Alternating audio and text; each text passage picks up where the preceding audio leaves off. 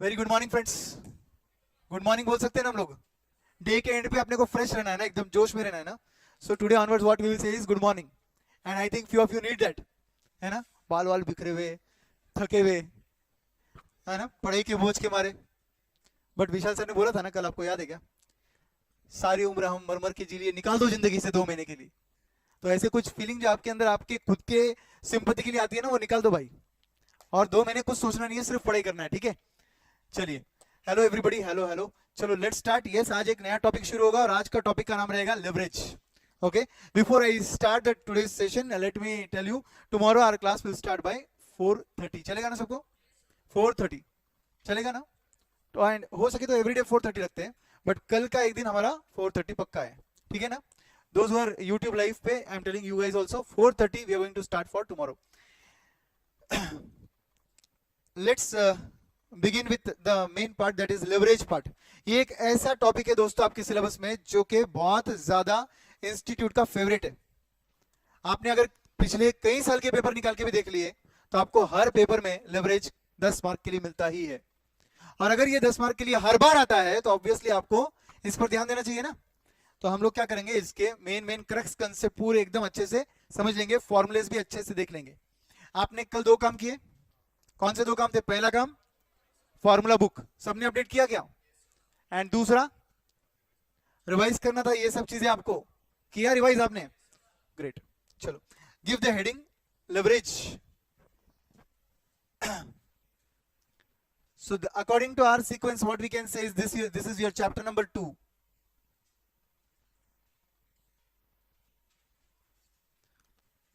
Leverage is your chapter number 2.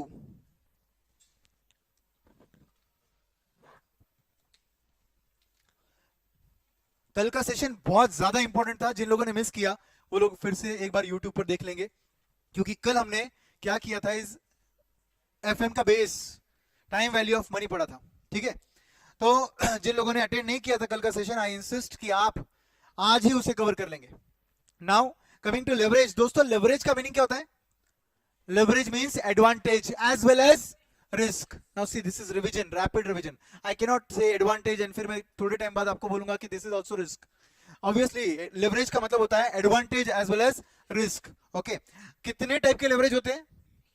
3 type के leverage होते हैं। कौन से 3 होते हैं? Operating leverage, financial leverage, combined leverage. Combined leverage is also called as total leverage. Combined leverage is also called as total leverage. Are you with me? सब लोग answer देंगे और हर क्वेश्चन का आंसर देंगे, कुछ नहीं तो मेरे साथ रिपीट करेंगे, ठीक है। नाउ जब हम बोलते हैं ऑपरेटिंग लेवरेज, इसका मतलब होता है we are taking advantage of operations of business. बोलो, we are taking advantage of operations of business. अच्छा, ऑपरेशंस ऑफ बिजनेस मतलब मालूम है आपको ऑपरेटिंग पार्ट क्या होता है? There are 2 parts in the business. एक होता है ऑपरेटिंग और दूसरा होता है फाइनेंशियल पार्ट। कौन सा? बोलो, ऑपरेटिंग एंड फाइनेंशियल। तो सबसे पहले कंप्लीट फोकस रखेंगे ऑपरेटिंग पार्ट पर। Operating part starts with sales, minus करेंगे वेरिएबल कॉस्ट। मतलब किस चीज का फॉर्मेट यूज किया जा रहा है यहां पर? मार्जिनल कॉस्टिंग का फॉर्मेट। कॉस्टिंग में देखा था ना आपने, मार्जिनल कॉस्टिंग। तो सेल्स माइनस करेंगे वेरिएबल कॉस्ट, क्या मिलेगा दोस्तों? कंट्रीब्यूशन। माइनस करेंगे फिक्स कॉस्ट, क्या मिलेगा दोस्तों? ईबीआईटी का लॉन्ग फॉर्म क्या है? Earnings before interest and tax. कौन सा प्रॉफिट होता है ये? ऑपरेटिंग प्रॉफिट होता है। कौन सा? ऑपरेटिंग प्रॉफिट, बिकॉज ये ऑपरेशंस का प्रॉफिट है, तो इसको क्या बुलाएंगे? Operating profit. ओके, सेल्स से लेकर ईबीआईटी तक के पार्ट को हम लोग बुलाते हैं ऑपरेटिंग पार्ट। तो आपको अगर इसका एडवांटेज लेना है तो क्या करना पड़ेगा दोस्तों? आपको अगर आपको इस चीज का एडवांटेज लेना है तो क्या करना पड़ेगा? सेल्स को बढ़ाना पड़ेगा और उससे ज्यादा बढ़ना चाहिए आपका ईबीआईटी। फॉर एग्जाम्पल, आपने बहुत मेहनत की, आपके सेल्स फोर्स को मोटिवेट किया, सेल्स प्रमोशन एक्सपेंसेस बढ़ाए या वॉट एवर एफर्ट्स लिए, और आपका सेल्स बढ़ गया लेट्स से 10% से, और उस वजह से आपका ऑपरेटिंग प्रॉफिट बढ़ गया 10% से। क्या बोला? सेल्स बढ़ा 10%, ऑपरेटिंग प्रॉफिट बढ़ा 10%। Are you getting advantage? No. जितनी मेहनत उतना फल। एडवांटेज किस बात का भाई? मैं बोलूंगा तू बहुत लकी है, तू इंटरमीडिएट पास हुआ है, वो बोलेगा सर मेहनत किया सर। नहीं नहीं, तेरा लक है, ऐसे थोड़ा ना हो सकता ना। हाँ, कब ये लक काम में आएगा? जब इसने मेहनत किया 10% मगर मार्क्स बढ़े 25%, 50%। करेक्ट? सर सच बता दो, 40 मार्क की मेहनत की थी, 80 कैसे आ गया पता नहीं। रैपिड रिवीजन, है ना, कुछ भी हो सकता है ना। सो बॉस इसका मतलब जब हम मेहनत कम करते हैं और रिजल्ट्स ज्यादा आते हैं तो हमको एडवांटेज मिलता है, बराबर है क्या। अब जब मैं फर्स्ट डे स्टार्ट किया मैंने बोला आपको 20 दिन आपके इंटरमीडिएट के ये 20 घंटे सबसे यादगार घंटे रहेंगे, दैट इज माय प्रॉमिस। क्योंकि ये 20 घंटों में आप अकेले में जितनी मेहनत करके मार्क्स लाओगे उससे ज्यादा मार्क्स मैं आपको दिलाने की गारंटी देता हूं। तो ये क्या ना, इसे रैपिड रिवीजन का एडवांटेज हो गया। तो वैसे ही सेम यहाँ के कंटेस्ट में आप समझो कि सेल्स को बढ़ाने की मेहनत कितनी कर रहे हो, 10%, और रिजल्टेंट प्रॉफिट अगर 30% से बढ़ जाए तो एडवांटेज मिला, करेक्ट। तो सेल्स कितने से बढ़ाया आपने, 10% से बढ़ाया। ईबीआईटी कितने से बढ़ा, 30% से अगर बढ़ा तो आपको कितने टाइम्स का एडवांटेज मिला, 3 टाइम्स। तो इसको बोलते हैं ऑपरेटिंग लेवरेज इज 3 टाइम्स। क्या बोलेंगे इसको, ऑपरेटिंग लेवरेज इज 3 टाइम्स। समझ गए सब लोग, अच्छे से समझो, यस। तो ये जो ऑपरेटिंग लेवरेज अभी अभी आपने बोला, इस केस में अभी ये जो एग्जांपल यहां पर स्क्रीन पर लिखा हुआ है, इस एग्जांपल में मुझे बताइए कि ऑपरेटिंग लेवरेज कितना आया, 3 टाइम्स। तो क्या करना पड़ेगा 3 टाइम्स के आंसर के लिए इस डेटा के हिसाब से, percentage change in EBIT upon percentage change in sales. तो क्या बन गया हमारा ऑपरेटिंग लेवरेज का पहला फॉर्मूला, क्या फॉर्मूला है बोलो, लिखते जाओ चलो, एक चार्ट बनाओ मेरे साथ। DOL पहला फॉर्मूला हम बोलेंगे percentage change in EBIT upon percentage change in sales, percentage change in EBIT upon percentage change in sales. लिखा, ओके। तो कंफ्यूजन अगर आपको पहले होता था कि सेल्स ऊपर आता है कि ईबीआईटी ऊपर आता है यार, तो आप सोचिए एडवांटेज आप कैलकुलेट कर रहे हो, सेल्स को आपने फ्रीली बढ़ाया, डिपेंडेंटली बढ़ा ईबीआईटी, तो ऑब्वियसली ऊपर क्या आना चाहिए, ईबीआईटी, जो डिपेंडेंटली चेंज हो रहा है, और जो फ्रीली चेंज हो रहा है वो नीचे आना चाहिए। आपको एक शॉकिंग बात बताओ, ये आपने फाउंडेशन में भी किया है, यस। इलास्टिसिटी पढ़ा आपने, इलास्टिसिटी का फॉर्मूला बोलो, percentage change in quantity demanded upon percentage change in price. Freely क्या चेंज करते थे, प्राइस, डिनोमिनेटर में आता था। डिपेंडेंटली क्या चेंज होता था, क्वांटिटी डिमांडेड, न्यूमरेटर में आता था। वही लॉजिक इधर भी है। इसलिए तो बोलते हैं कि FM is a branch of economics. Economics is very vast, इसलिए इकोनॉमिक्स से सब सब्जेक्ट जुड़े हैं, ओके। तो ये आ गया आपका पहला लॉजिक, ऑपरेटिंग पार्ट वाला। ऐसा क्यों हुआ, मगर आपने सेल्स को तो बढ़ाया 10% से, मगर ईबीआईटी बढ़ा 30% से। थोड़ा अंदर डीप में जाके देखते हैं, सेल्स जब बढ़ेगा तो प्रोपोर्शनेटली वेरिएबल कॉस्ट बढ़ेगा क्या, यस बॉस, क्योंकि variable cost varies as per output. मेरा आउटपुट ज्यादा तो मेरा वेरिएबल कॉस्ट भी ज्यादा होता है। इसका मतलब वेरिएबल कॉस्ट प्रोपोर्शनेटली बढ़ेगा तो कंट्रीब्यूशन भी प्रोपोर्शनेटली बढ़ेगा। तो सेल्स कितने से बढ़ा था, 10% से, वेरिएबल कॉस्ट कितने से बढ़ेगा, 10% से, तो कंट्रीब्यूशन कितने से बढ़ेगा, 10% से ही बढ़ेगा। मगर फिक्स कॉस्ट रिमेन्स फिक्स्ड, बराबर ना। With the change in output fix cost does not change, इसलिए फिक्स कॉस्ट सेम रहेगा। और जब फिक्स कॉस्ट ही सेम रहेगा तो क्या होगा, ईबीआईटी ज्यादा परसेंट से बढ़ेगा ना। तो इसका मतलब ये सब किसकी वजह से हुआ है, फिक्स कॉस्ट को बॉक्स में बंद करो, फिक्स कॉस्ट को बॉक्स में बंद करो सब लोग, फिक्स कॉस्ट के कारण ये सब हुआ है। तो डायरेक्टली फिक्स कॉस्ट का इंपैक्ट मेजर कर लो ना। फिक्स कॉस्ट का इंपैक्ट मेजर करना रहेगा, किसी भी चीज का इंपैक्ट मेजर करना रहेगा तो क्या करना पड़ेगा, उस चीज के पहले वाली चीज को उस चीज के बाद वाली चीज से कंपेयर करना पड़ेगा ना। फॉर एग्जाम्पल, अब कल क्या डेट था, 5 तारीख, और 10 दिन बाद क्या डेट होगा, सपोज 15 तारीख। रैपिड रिवीजन 10 दिन में खत्म होगा। मैं आपको पूछूंगा इंपैक्ट ऑफ रैपिड रिवीजन, तो आप बोलोगे सर आज कैसे बताए सर, आज तो सेकेंड डे, ठीक है। इसका मतलब क्या हुआ, 10 दिन जब पूरे हो जाएंगे तब मैं आपको पूछूंगा कि इंपैक्ट ऑफ रैपिड रिवीजन, हाँ बोलोगे सर फॉर्मूला बुक अपडेटेड है, कोई भी कंसेप्ट पूछ लो, कोई भी क्वेश्चन उठा लो आपके बुक में से, हमको एटलीस्ट उसके लॉजिक्स तो आज आ जाते हैं। तो इसका मतलब क्या हुआ, आपका इंपैक्ट आप आज मेजर कर पाओगे क्या, नहीं। आज तो सिर्फ बातें, आज तो सिर्फ बातें है ना। जब एंड होगा बैच, उसके बाद आपका नॉलेज लेवल जहां पे रहेगा, वो तुम अगर 5 तारीख के पहले, 5 बजे के पहले कंपेयर करोगे तो समझेगा ना इंपैक्ट ऑफ रैपिड रिवीजन क्या है। तो एनीथिंग बिफोर एंड आफ्टर को जब तुम कंपेयर करते हो तो उसका इंपैक्ट समझता है। फिक्स कॉस्ट का इंपैक्ट करना है मुझे मेजर, क्या करूं मैं, फिक्स कॉस्ट के पहले और फिक्स कॉस्ट के बाद को कंपेयर करूंगा। फिक्स कॉस्ट के पहले क्या है दोस्तों, कंट्रीब्यूशन, फिक्स कॉस्ट के बाद क्या है, ईबीआईटी। तो फिर मेरा फॉर्मूला क्या बनना चाहिए, contribution upon EBIT. Very good, contribution upon EBIT, yes और नो। अब इससे मुझे इंपैक्ट ऑफ फिक्स कॉस्ट समझेगा, मतलब मेरा ऑपरेटिंग लेवरेज का ये दूसरा फॉर्मूला आ गया, everyone with me? Yes, very good very good. So contribution upon EBIT तक सब लोग पहुंच गए. तो ये था आपका ऑपरेटिंग लेवरेज. ऑपरेटिंग लेवरेज का एक और फॉर्मूला लेटेस्ट मॉड्यूल में आईसीआई ने लाया, जो अमेंडमेंट बोलकर आप पढ़ सकते हो. इन्होंने मार्जिन ऑफ सेफ्टी का सिलेबस इधर डाला और मार्जिन ऑफ सेफ्टी को रिलेट किया डीओएल के साथ. तो डीओएल का फॉर्मूला एक और बनता है, DOL is equal to, very good, 1 upon margin of safety. इसका भी लॉजिक है जो मैं आपको थोड़ी टाइम बाद बताऊंगा. 1 बाय एमओएस मतलब what? Inverse of MOS is DOL. क्या बोलो? Inverse of MOS is your DOL. तो क्वेश्चन में अगर एमओएस दिया रहेगा तो कुछ नहीं करने का, मार्जिन ऑफ सेफ्टी को 1 बाय मार्जिन ऑफ सेफ्टी कर दिया तो डीओएल डायरेक्टली आ जाएगा. तो सपोज आपका मार्जिन ऑफ सेफ्टी 20% है, तो 1 बाय 0.2 करने से 5 टाइम्स आ रहा है, तो 5 टाइम्स आपका क्या बन गया? DOL, degree of operating leverage. Bye the way operating leverage and degree of operating leverage is same. Okay, तो वो टाइम्स में होता है इसलिए उसको डिग्री बोलते हैं. ठीक है. Now coming to financial leverage. मुझे एक बात बताओ, ऑपरेटिंग तक सब कुछ क्लियर है? पक्का क्लियर है? चलो अभी फाइनेंशियल लेवरेज की बात करेंगे. तो व्हाट इज फाइनेंशियल पार्ट पहले देखना पड़ेगा आपको. जैसे ऑपरेटिंग पार्ट कहां से शुरू होता है? सेल्स माइनस क्या होगा? Variable cost. जोर से, थोड़ा एनर्जी से. सेल्स माइनस क्या होगा? Variable cost. क्या मिलेगा? कंट्रीब्यूशन. माइनस क्या होगा? Fix cost. क्या मिलेगा? ईबीआईटी. किसको बढ़ाना है फ्रीली? सेल्स को. डिपेंडेंटली क्या बढ़ना चाहिए? EBIT. Percentage change in EBIT upon percentage change in sales. दूसरा फॉर्मूला. ये सब क्यों हो रहा है? फिक्स कॉस्ट की वजह से. बॉक्स में किसको बंद किया? Fix cost. इसका इंपैक्ट मेजर करने के लिए फिक्स कॉस्ट के पहले एंड फिक्स कॉस्ट के बाद डिवाइड कर ले, तो फॉर्मूला क्या बनेगा? Contribution upon EBIT.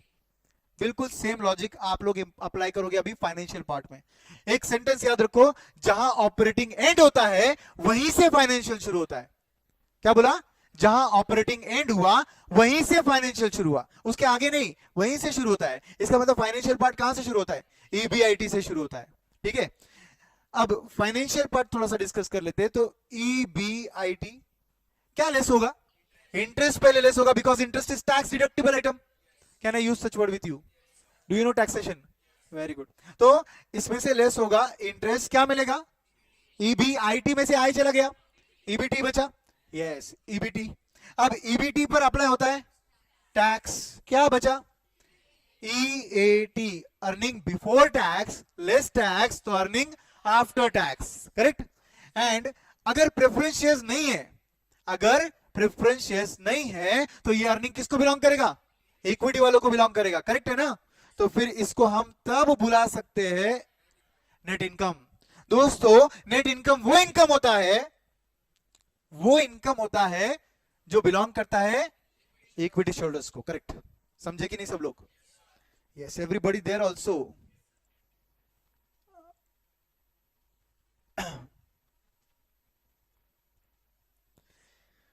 तो ये आ गया मेरा नेट इनकम. अब इस नेट इनकम को हम क्या करेंगे?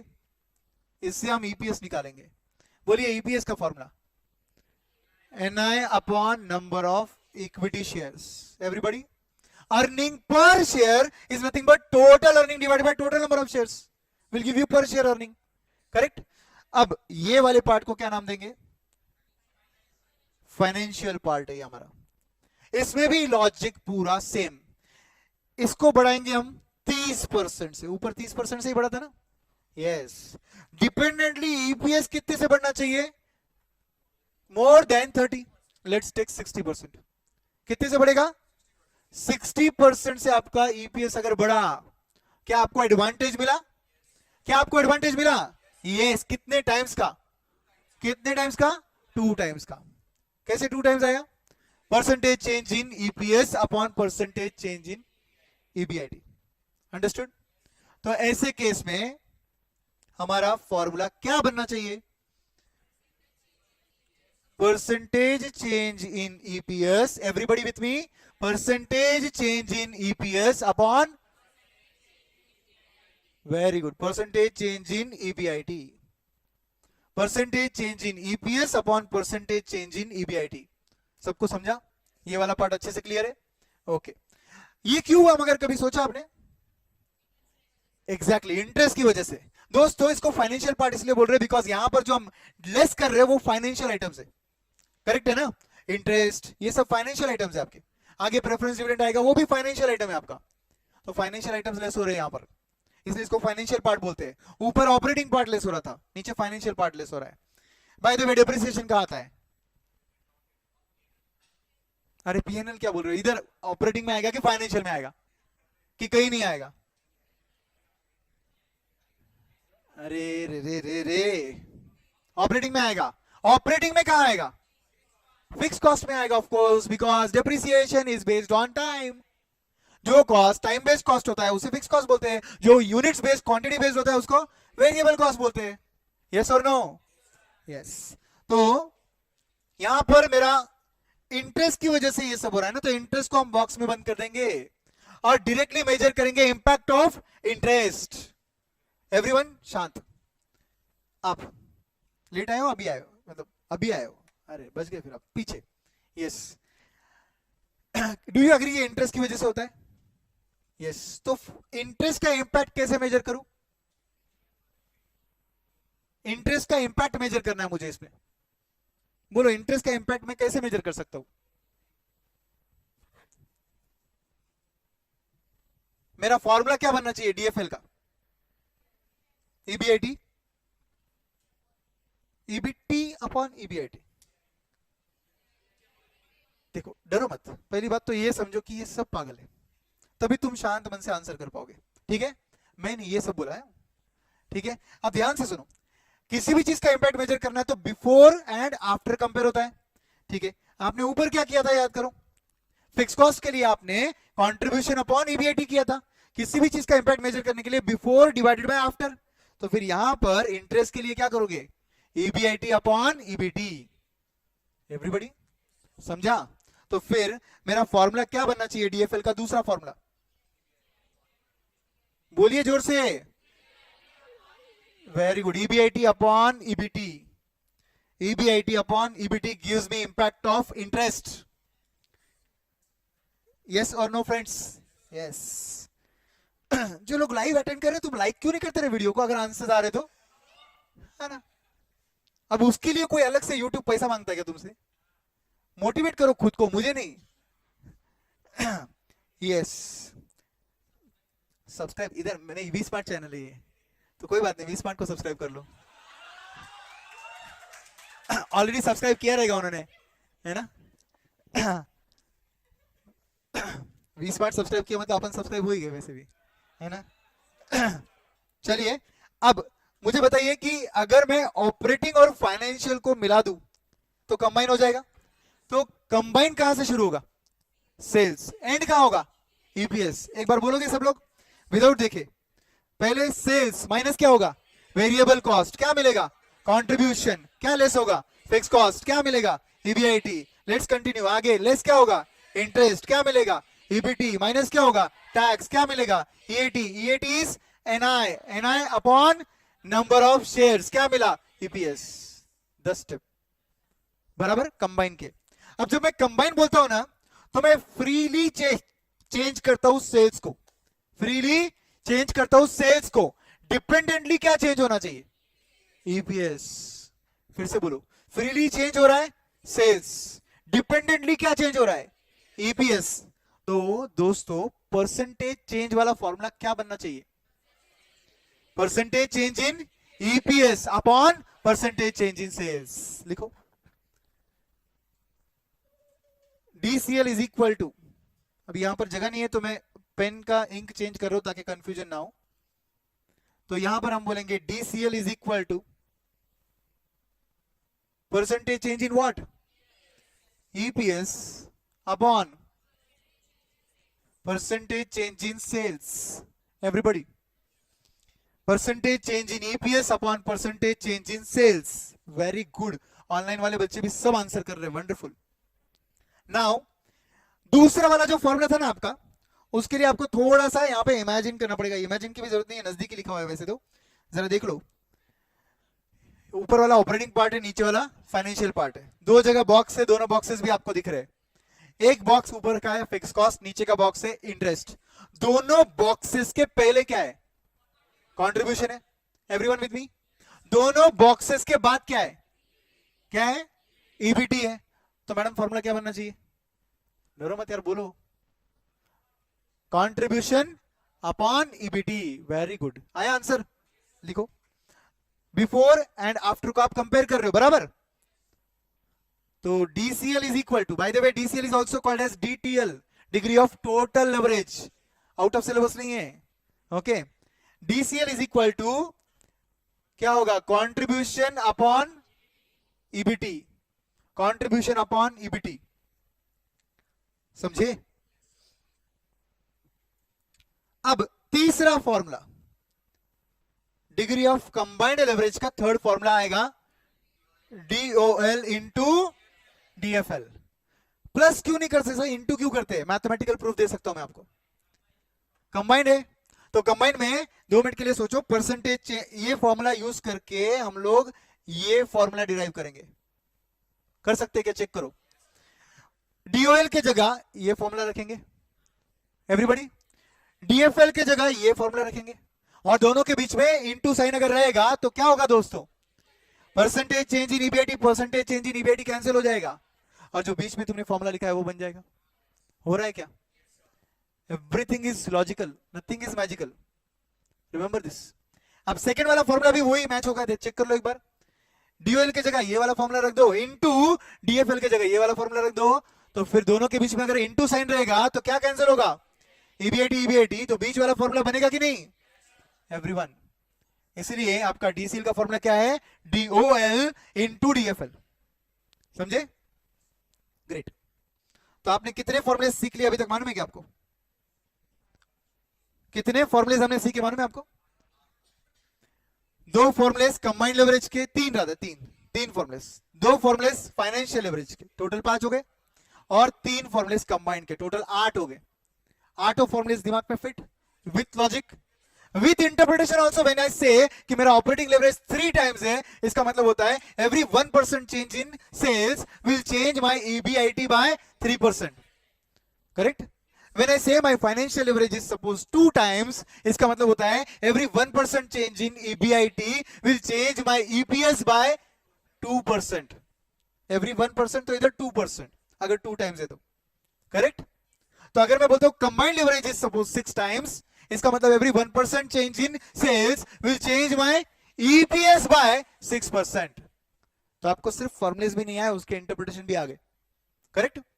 अब हम जाते हैं इसी केस में अगर प्रेफरेंस शेयर्स रहेंगे तो प्रेफरेंस शेयर्स रहेंगे तो आप प्रेफरेंस शेयर्स होल्डर को क्या देते हो, प्रेफरेंस डिविडेंड देते हो। प्रेफरेंस डिविडेंड ये कॉस्ट है कि नहीं है, कॉस्ट है। अगर ये कॉस्ट है तो ये या ऑपरेटिंग में आना चाहिए या तो ये फाइनेंशियल में आना चाहिए। कहां आएगा, फाइनेंशियल में आएगा। कॉमन सेंस से आपने पैसा लिया है, इसका बदले में आप बदला दे रहे हो, तो फाइनेंशियल कॉस्ट ही हो गया। अगर ये फाइनेंशियल में आएगा तो कहां आएगा, दैट इज मोर इंपॉर्टेंट, ठीक है। ध्यान से सुनो, वहां लिखो if preference dividend is given, if preference dividend is given, everybody with me, तो बोलिए ऑपरेटिंग पार्ट में कोई बदलाव, कोई चेंज है क्या, नहीं है, मगर फाइनेंशियल पार्ट में है। अगर फाइनेंशियल पार्ट में है तो कंबाइंड में भी होगा, यस। इसका मतलब सिंपल भाषा में डीओएल के फॉर्मूले में कोई चेंज नहीं, डीओएल के आंसर्स में कोई चेंज नहीं, मगर डीएफएल में चेंज एंड डीसीएल में भी चेंज, ठीक है। क्योंकि फाइनेंशियल को इंपैक्ट कर रहा है वो, तो डीएफएल में चेंज आएगा, और अगर डीएफएल में आ रहा है तो डीसीएल में भी आएगा ना, यस। तो let's focus completely on financial part. बोलिए ईबीआईटी माइनस हम लोग नॉर्मली करते थे इंटरेस्ट, अब क्या करूं, ईबीटी आएगा। यहां पे प्रेफरेंस डिविडेंड लेस नहीं होगा, ओके। क्यों नहीं होगा, because preference dividend tax deductible नहीं है, ओके। अब लेस होगा टैक्स, फिर आएगा ईएडी। क्या हम इसको एनआई बुला सकते हैं, कैसे बुलाएंगे एनआई, एनआई तो वो इनकम होता है जो इक्विटी वालों को बिलोंग करता है। अब तक तो प्रेफरेंस वालों को पैसा देना बाकी है, तो इसको एनआई मत बुलाओ। अब इसमें से पे कर दो प्रेफरेंस डिविडेंड, क्या मिल गया, अब आएगा NI, earning available for equity share holders. Accounts में बोलते हैं ना आप, ईएसएच क्या बोलते पता नहीं, वो शॉर्ट फॉर्म एफए में नहीं लिखने का, वो शॉर्ट फॉर्म एक्चुअली जैसे ईबीआईटी आप लिख सकते हो, ईबीटी आप लिख सकते हो, मगर ईएसएच क्या लिखते हो वैसा अलाउड नहीं है। उसको क्या बोलते हैं, और भी ज्यादा शॉर्ट फॉर्म में बोलते हैं एनआई, तो एनआई लिख दो चलेगा, ठीक है। Earning available for equity share holders. लिखना तो पूरा लिख, नहीं तो नेट इनकम लिख, नहीं तो एनआई लिख, मगर ईएसएच वगैरह ऐसा कुछ मत लिखना, ठीक है। अब ये एनआई आ गया तो क्या मिल जाएगा, ईपीएस आ जाएगा। क्या फॉर्मूला ईपीएस का, NI upon number of equity shares. Okay everybody, ये पार्ट को क्या बोलेंगे, फाइनेंशियल पार्ट है ना, फाइनेंशियल पार्ट ये। ओके अब बोलिए कि मेरा पहला फॉर्मूला क्या था डीएफएल का, डीएफएल का पहला फॉर्मूला था percentage change in EPS, percentage change in EBIT. आपको क्या लगता है दोस्तों ये फॉर्मूला बदलेगा क्या, क्यों नहीं बदलेगा, क्योंकि ये फॉर्मूले में आपने डायरेक्टली लास्ट पॉइंट और फर्स्ट पॉइंट का इंपैक्ट लिया। अब उसके बीच जो भी घुसाड़ोगे सबका इंपैक्ट आ गया ना, फॉर्मूला बदलने की जरूरत नहीं है, आंसर ऑटोमेटिकली चेंज होगा। मैं क्या बोल रहा हूं समझो, कि प्रेफरेंस शेयर्स आने की वजह से don't you think NI change हो जाएगा, यस और नो, यस। और अगर एनआई चेंज हुआ तो क्या होगा, अगर एनआई चेंज हुआ तो क्या होगा, ईपीएस चेंज हो जाएगा। और अगर ईपीएस चेंज हो गया तो इस फॉर्मूले में न्यूमरेटर में चेंज आएगा ना, फिर आपको फॉर्मूला बदलने की क्या जरूरत है, प्रेफरेंस डिविडेंड आया, न्यूमरेटर चेंज हो गया, आंसर ऑटोमेटिक चेंज हो गया, आंसर चेंज होगा, फॉर्मूला चेंज करने की जरूरत नहीं है, समझे। Open everybody, okay. What about the second formula, इसी के साथ सेकंड फॉर्मूला मैं यहां पर लिख रहा हूं, क्या फॉर्मूला था सेकंड वाला, EBIT अपॉन EBT, ये फॉर्मूला था आपका, अनविदा ध्यान दो, पुमा तो EBIT अपॉन EBT ये फॉर्मूला था, बराबर है। तो ऐसे केस में क्या होगा दोस्तों, आपने ये क्यों फॉर्मूला लिया था, याद है आपको, interest was a fix cost, बराबर ना, interest was a fix cost, because interest हम किस पर देते, डेट पर। अच्छा आप क्या कमा रहे हो, डेट वाले पूछते हैं क्या, डेट वाले बोलते हैं हमारा कितना अमाउंट है, हमारा कितना एग्रीड रेट है, मल्टीप्लाई कर और इंटरेस्ट दे, करेक्ट। इसका मतलब interest can I call it as a fix cost of finance, yes. वैसे ही सेम कैन आई से, जैसे आपका इंटरेस्ट एक फिक्स कॉस्ट था, वैसे ही सेम प्रेफरेंस डिविडेंड भी एक फिक्स कॉस्ट है, यस और नो। तो अगर प्रेफरेंस डिविडेंड भी एक फिक्स कॉस्ट ही है, तो न्यूमरेटर और डिनोमिनेटर अच्छे से देख लो इस फॉर्मूले के, EBIT अपॉन EBT बोल रहे हैं हम उधर, क्या बोल रहे हैं, EBIT अपॉन EBT। तो कैन आई से डिनोमिनेटर में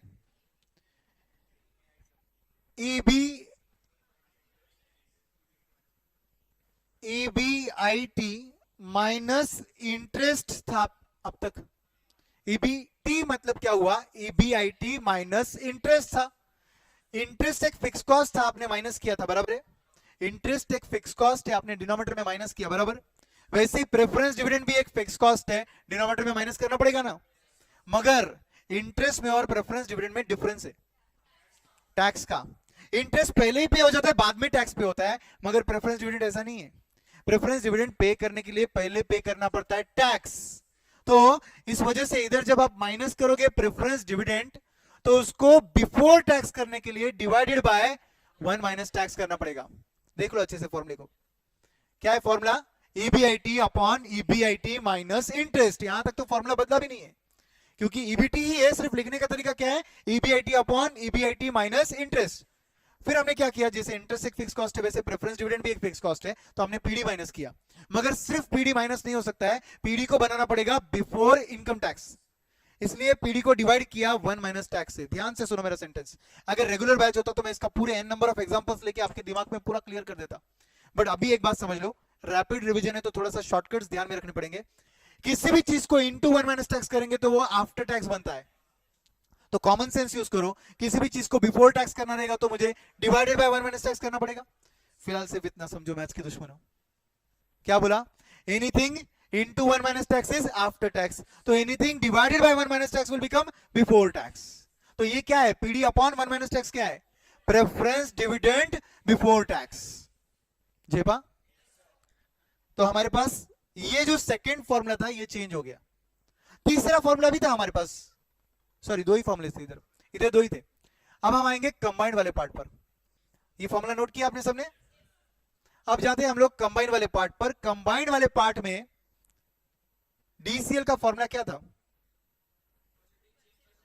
percentage change in EPS upon percentage change in sales. एक बात समझ लो, जब हम क्लास में है, यहां बेटा हर इंसान का एक ही ऑब्जेक्टिव है, कमिंग नवंबर अपने को जोरदार क्लियर करना है। तो यहां पर कोई फियर फैक्टर या शाय फैक्टर मत रखो, ठीक है। जब भी मौका मिले फॉर्मूला बोलने का बोलो, गलत हुआ तो बढ़िया है, क्योंकि गलती होगी तो क्लास में होना जरूरी है, एग्जाम में नहीं, करेक्ट है। नहीं बोलोगे तो गलती समझेगी नहीं, समझेगी नहीं, कहां समझेगी, डायरेक्ट एग्जाम में। क्या कॉस्ट पे आप नहीं बोल रहे हो, समझे, आपको डायरेक्ट एग्जाम में प्रॉब्लम हो जाएगा। इसलिए सब लोग, आपको अगर एक उम्मीद है आपके दिल में कि आपको नवंबर पास होना है, तो जोर से फॉर्मूला बोलो, ठीक है। गलत तो गलत, गलत रहेगा तो बहुत खुश होने का, क्योंकि ऊपर वाला भी चाहता है कि आप ये गलती एग्जाम में नहीं करो, ओके। तो please answer, please answer. We are not here to be mister perfect title के साथ, और इस बैच में इस बंदे ने एक भी गलती नहीं की, मैं ऐसा कोई अवार्ड देने वाला नहीं हूं। इनफैक्ट जितने तुम गलतियां ज्यादा करोगे उतना तुम्हारे इस बैच से इंप्रूवमेंट होगा ना। तो प्लीज आंसर, ठीक है एवरीवन। नाउ बोलिए, डीसीएल का पहला फॉर्मूला आपका जो लिखा है स्क्रीन पर, ये फॉर्मूला चेंज होगा क्या? नहीं चेंज होगा। क्यों नहीं होगा? वापस से लास्ट पॉइंट और फर्स्ट पॉइंट बीच में जोड़ डाल दिया, सबका इंपैक्ट आ गया। किस में आ गया? परसेंटेज चेंज इन ईपीएस में आ गया। फॉर्मूला बदलने की जरूरत नहीं है, ठीक है। सेकेंड फॉर्मूला आपका डीसीएल का क्या था? कंट्रीब्यूशन अपॉन ईबीटी था। जरा गौर से इस डिनोमिनेटर को पहला क्या था इमेजिन करो, ईबीआईटी अपॉन क्या था? ईबीटी था। इधर भी क्या है? ईबीटी है। ऊपर न्यूमरेटर चेंज किया था हमने? ऊपर न्यूमरेटर चेंज किया था हमने? नहीं। इधर भी न्यूमरेटर नहीं चेंज करेंगे। ऊपर डिनोमिनेटर चेंज हुआ था, यस। क्या था डिनोमिनेटर पहले? ईबीटी। ईबीटी था ना, ईबीटी था। इधर डिनोमिनेटर क्या है? ईबीटी ही है, तो उसको सेम चेंज करना पड़ेगा ना। तो क्या चेंज करेंगे? EBIT minus interest minus PD by 1 minus tax. Are you understanding? Simple simple trick. अब ये रैपिड रिवीजन है, तो मैं भी सोच के बोल रहा हूं कि आपको क्या कितनी जल्दी समझाना है, इसलिए मैं आपको डायरेक्ट कंक्लूजन पे पहुंचाने की कोशिश कर रहा हूं शॉर्टकट ट्रिक से, ठीक है। तो बोलो, ऊपर वाले फॉर्मूले में न्यूमरेटर चेंज हुआ था? नहीं। इधर चेंज हुआ न्यूमरेटर? नहीं। ऊपर डिनोमिनेटर चेंज हुआ? यस। चेंजिंग के पहले क्या था? ईबीटी। इधर डिनोमिनेटर चेंज होने वाला है? यस। चेंजिंग के पहले क्या था? ईबीटी। तो जो चेंज ऊपर किया वही चेंज नीचे करना चाहिए। ऊपर ईबीटी को बनाया था EBIT minus interest minus PD by 1 minus tax, तो वही चेंज मैं नीचे भी कर रहा हूं। Any problem? तो फिर फॉर्मूला क्या बनेगा? Contribution upon EBIT minus interest minus PD upon 1 minus tax. But maths के दुश्मन हो, it's only PD by 1 minus tax, it's not whole divided by 1 minus tax. तो इसको गलती से भी ऐसा नहीं करने का। क्या तो हुआ सर, मैंने सिर्फ लाइन एक्सटेंड की, वो भी लाइन ही एक्सटेंड करते हैं ऐसे, आपके आंसर को कट कर देते। तो ऑब्वियसली दोनों में डिफरेंस है मैथमेटिकली, ओके। तीसरा फॉर्मूला था आपका डीसीएल का, DOL into DFL. Do you think ये फॉर्मूला बदलेगा? नहीं बदलेगा। क्यों नहीं बदला? क्योंकि प्रेफरेंस डिविडेंड की वजह से ऑलरेडी डीएफएल चेंज हो गया, उससे इंटू डीओएल करके डीसीएल ऑटोमेटिक चेंज हो जाएगा। फॉर्मूला चेंज करने की जरूरत नहीं है। इसका मतलब प्रेफरेंस डिविडेंड आने से ऐसा बहुत कुछ बदल गया नहीं है, सिर्फ दो ही फॉर्मूले बदले दोस्तों। कौन से दो फॉर्मूले? एक डीएफएल का और एक डीसीएल का, ओके। वो भी कौन सा वाला? परसेंटेज चेंज या नॉर्मल? नॉर्मल वाला। और वो भी सिर्फ डिनोमिनेटर चेंज हुआ है, और दोनों जगह सेम डिनोमिनेटर सेम चेंज हुआ है। क्या करने का? ईबीटी की जगह EBIT minus interest minus PD upon 1 minus tax करने का। तो अब हमारे पास फॉर्मूले कितने हो गए? पहले के 8 और अभी के 2, 10। बस लेवरेज में यही बस 10 फॉर्मुलेज है। आपको आज ये सब फॉर्मुलेज विदाउट देखे फॉर्मूला बुक में अपडेट करना है। कल मैं ये वर्ड यूज करना बोल गया, विदाउट देखे लिखना है फॉर्मूला बुक में। तो आप प्लीज ऐसे फॉर्मूला सामने रख के बस अपडेशन मत करो। आप एक काम करो, कॉन्फिडेंटली पहले वो बुक बंद ही रखो, फॉर्मूला बुक ओपन करके बिंदास लिखो, ओके। और फिर वो बुक ओपन करो, आपकी मेन बुक जिसमें आप लिख रहे हो, और फिर क्रॉस चेक कर लेना। जो फॉर्मूला गलत हुआ उसको व्हाइटनर नहीं लगाने का, रेड पेन लेने का और रेड पेन से चेंज करने का, क्योंकि रिवीजन के वक्त तेरे को रेड पेन वाले फॉर्मूले पहले पढ़ने हैं, समझे। व्हाइटनर अपनी गलतियां छुपाने के लिए होता है, अपने को गलतियां छुपाना नहीं, हाईलाइट करना है, ताकि एग्जाम के एक दिन पहले अपन उस पर पहले ध्यान देंगे। वो अपना एलडीआर है, last day revision, long distance relationship नहीं। तो 10 फॉर्मुलेज हो गए दोस्तों हमारे, सबको समझा यहां तक? यस। चलो इस पर कुछ क्वेश्चन सॉल्व करते हैं। बट इस क्वेश्चंस पे जाने के पहले एक सिंपल सा क्वेश्चन है मेरा कि डीओएल हाई होना चाहिए कि लो होना चाहिए?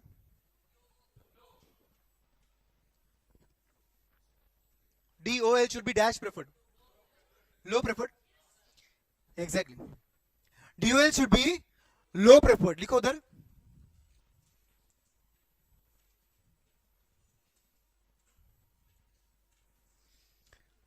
DOL should be low preferred because if DOL अगर हाई रहेगा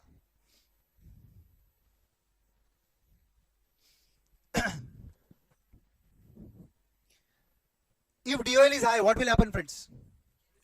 रिस्क बढ़ेगा. कैसे बढ़ेगा? देखो, DOL हाई है मतलब आपका फिक्स कॉस्ट ज्यादा है, क्योंकि जितना फिक्स कॉस्ट का नंबर बड़ा रहेगा उसका इंपैक्ट भी बड़ा आएगा, तो बिफोर एंड आफ्टर का गैप बड़ा होगा, तो आंसर भी ज्यादा आएगा ना. क्या बोला, समझा? फिर से सुनो, फिक्स कॉस्ट का नंबर 1 लाख की जगह 5 लाख लिया, तो don't you think contribution minus fix cost करके ईबीआईटी बहुत ही घट जाएगा. डिनोमिनेटर जितना घटेगा, न्यूमरेटर जितना बड़ा अमाउंट है, उतना आपका आंसर, रिजल्टेंट आंसर बड़ा आएगा. मैथमेटिक्स इतना आता आपने को. तो फिर इसका मतलब क्या हुआ? जितना फिक्स कॉस्ट बढ़ा, डीओएल उतना बड़ा. करेक्ट. इन शॉर्ट, डीओएल बढ़ा तो फिक्स कॉस्ट भी बढ़ा. करेक्ट. आप बोलोगे फिक्स कॉस्ट बढ़ा मतलब समझा नहीं सर, फिक्स कॉस्ट तो सेम ही होता है ना सर. काफी बार स्टूडेंट्स मेरे को ये क्वेश्चन पूछते हैं, जैसे मैं बोलता हूँ फिक्स कॉस्ट ज्यादा तो डीओएल ज्यादा, तो लोग बोलते हैं फिक्स कॉस्ट कैसे ज्यादा सर, फिक्स कॉस्ट तो फिक्स होता है ना. अरे एक छोटा क्लासरूम रेंट पे लेंगे तो फिक्स कॉस्ट कम है, मगर एक बड़ा क्लासरूम रेंट पे लेंगे तो फिक्स कॉस्ट ज्यादा है ना. तो उस एंगल से फिक्स कॉस्ट ज्यादा बोल रहे हैं हम लोग. समझा कि नहीं? तो फिर फिक्स कॉस्ट ज्यादा, डीओएल ज्यादा. फिक्स कॉस्ट अगर ज्यादा है तो टोटल कॉस्ट क्या होगा? ज्यादा होगा ना. उस फर्म का अगर फिक्स कॉस्ट ज्यादा है तो उस फर्म का टोटल कॉस्ट ज्यादा होगा. अगर टोटल कॉस्ट ज्यादा हुआ तो ब्रेक इवन पॉइंट बढ़ेगा ना. What is break even point? Revenue is equal to total cost. Total cost ही अगर ऊपर चला गया तो ब्रेक इवन वाला रेवेन्यू भी ऊपर जाएगा ना. यस और नो? ओके. तो ब्रेक इवन पॉइंट अगर ऊपर जाएगा तो मार्जिन ऑफ सेफ्टी क्या होगा? एग्जैक्टली कम हो जाएगा. You know margin of safety concept? ये मेरा सेल्स चार्ट है, ये जीरो सेल्स है, ये ब्रेक इवन पॉइंट सेल्स है, और ये एक्चुअल सेल्स है. करेक्ट. तो इन दोनों के गैप को मैं क्या बोलूं? एमओएस बुलाएंगे. जिस फर्म का फिक्स कॉस्ट बढ़ गया, उसका टोटल कॉस्ट बढ़ गया, तो ऑब्वियसली उसका ब्रेक इवन पॉइंट ऊपर जाएगा. जैसे ही ब्रेक इवन पॉइंट ऊपर शिफ्ट हुआ तो बीईपी 1 या न्यू बीईपी ऊपर आ गया, तो फिर मार्जिन ऑफ सेफ्टी एमओएस 1 क्या हो गया? कम हो गया ना. तो ऑब्वियसली मेरा रिस्क क्या हो गया? बढ़ गया भाई. कम हो गया? कम हो गया मत बोल, बढ़ गया, क्योंकि मार्जिन ऑफ सेफ्टी जितना कम उतना रिस्क ज्यादा. समझे? अब जरा 2 मिनट के लिए ये देखो क्या लिखा तुमने. डीओएल ज्यादा, margin of safety come. Inverse relationship दिख रहा है? मैंने बोला था ना आपको, मैं इस फॉर्मूले का लॉजिक बताऊंगा आपको. 1 by MOS is equal to DOL, because जितना डीओएल तुम ज्यादा रखोगे, मार्जिन ऑफ सेफ्टी उतनी कम हो रही है. तो दोनों कैसे रिलेटेड है? इनवर्सली रिलेटेड है. तो फिर 1 बाय एमओएस करने से क्या आएगा? डीओएल आएगा. Yes everyone? ग्रेट. तो ये है आपका डीओएल का logic. DOL should be dash preferred, it should be low preferred. Because अगर उल्टा सोचे डीओएल हाई रहेगा तो मार्जिन ऑफ सेफ्टी क्या हो रहा है? कम हो रहा है. रिस्क क्या हो रहा है? बढ़ रहा है. समझे? What about DFL? DFL should B dash preferred. Can't say. DFL should be high preferred if ध्यान से सुनो सब लोग, return on investment is more than cost of debt. को क्या बोलते हैं? इंटरेस्ट रेट ना. Interest rate. Return on investment मेरे ज्यादा है, 20% है, और मुझे लोन पर रेट ऑफ इंटरेस्ट कितना मिल रहा है, लग रहा है, कितना देना पड़ रहा है? 8%. चलो आप खुद पर ले लो, आप भी बातें जल्दी समझती है. मैं आपको रेट ऑफ इंटरेस्ट 8% देने को तैयार हूं, मतलब 8% से मैं लोन देने को तैयार हूं. मैं लोन दे रहा हूं, आप ले रहे हो, और आप वो पैसा आपके बिजनेस में लगा रहे हो. बिजनेस से रिटर्न आ रहा है 20%. मैंने 1 लाख दिया, 20% मतलब आपने 20,000 कमाया, और मैंने 1 लाख दिया था, इस पर आप 8% भर रहे हो, मतलब 8,000 मुझे दे रहे हो. कमाया कितना? 12 नहीं 20,000 टोटल. दिया कितना 8, नेट कमाई हुई ना। अब आप सोच रहे हो ये तो बढ़िया है, मन में लड्डू फूटा। अब आप सोच रहे हो मन में दूसरा लड्डू फूटा कि सर के पास जाके 1 लाख क्यों मांगने का, 1 करोड़ मांगते। 1 करोड़ अगर मांगेंगे तो क्या होगा, उसमें 20%, 20 लाख, और 1 करोड़ पे 8%, 8 लाख, मतलब उसमें कमाई कितनी हो गई, 12 लाख की कमाई हो गई। चाहिए क्या 1 करोड़? यस, आप बोलोगे दे दो, यस और नो?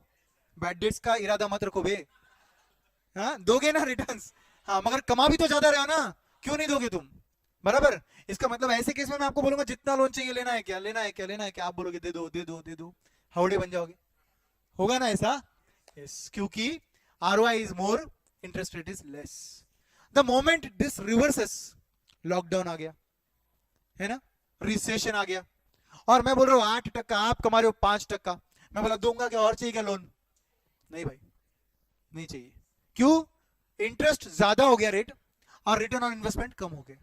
तब आपका डीएफएल आपको हाई प्रेफर्ड है क्या, लो प्रेफर्ड है। तो फिर हम क्या बोलेंगे, DFL should B high preferred if this is the scenario. इसको क्या बोलते हैं मालूम है आपको, फेवरेबल फाइनेंशियल लेवरेज। क्या बोलते बोलो, favourable financial leverage. DFL is favourable बोलते हैं इसको। इसी का दूसरा नाम है दोस्तों ट्रेडिंग ऑन इक्विटी। इसी का दूसरा नाम क्या है, ट्रेडिंग ऑन इक्विटी। क्यों बोलते होंगे मगर इसको ट्रेडिंग ऑन इक्विटी, क्योंकि ये जो तुम एक्स्ट्रा रिटर्न्स कमा रहे थे ये किसको बिलोंग करते हैं, इक्विटी शोल्डर्स को। मैं डेट वाला हूं, मुझे दे दिया, गवर्नमेंट को उसका टैक्स दे दिया, प्रेफरेंस वालों को तो फिक्स रेट से प्रेफरेंस डिविडेंड दे दिया। अब जो एक्स्ट्रा बचा वो किसको बिलोंग करता है, इक्विटी वालों को, इसलिए इसका नाम गिर गया trading on equity. Okay, and नीचे लिखेंगे DFL should be low preferred, कम रख तो डीएफएल इफ, क्या कब, ROI is less than interest rate. ROI is less than interest rate, मेरा सेकंड वाला एग्जांपल जहां पर आप कमा रहे हो 5%, मैं मांग रहा हूं इंटरेस्ट रेट 8%, तब आप बोलोगे और लोन नहीं चाहिए, 1 लाख ही बस हो गया, correct. So what this should be called, adverse, unfavourable, okay, adverse DFL, unfavourable. Clear everybody, any doubt, perfectly understood? Now coming to question answers, okay? हम लोगों के पास क्वेश्चनर बुक है क्या सबके पास, फिजिकल कॉपी? गुड।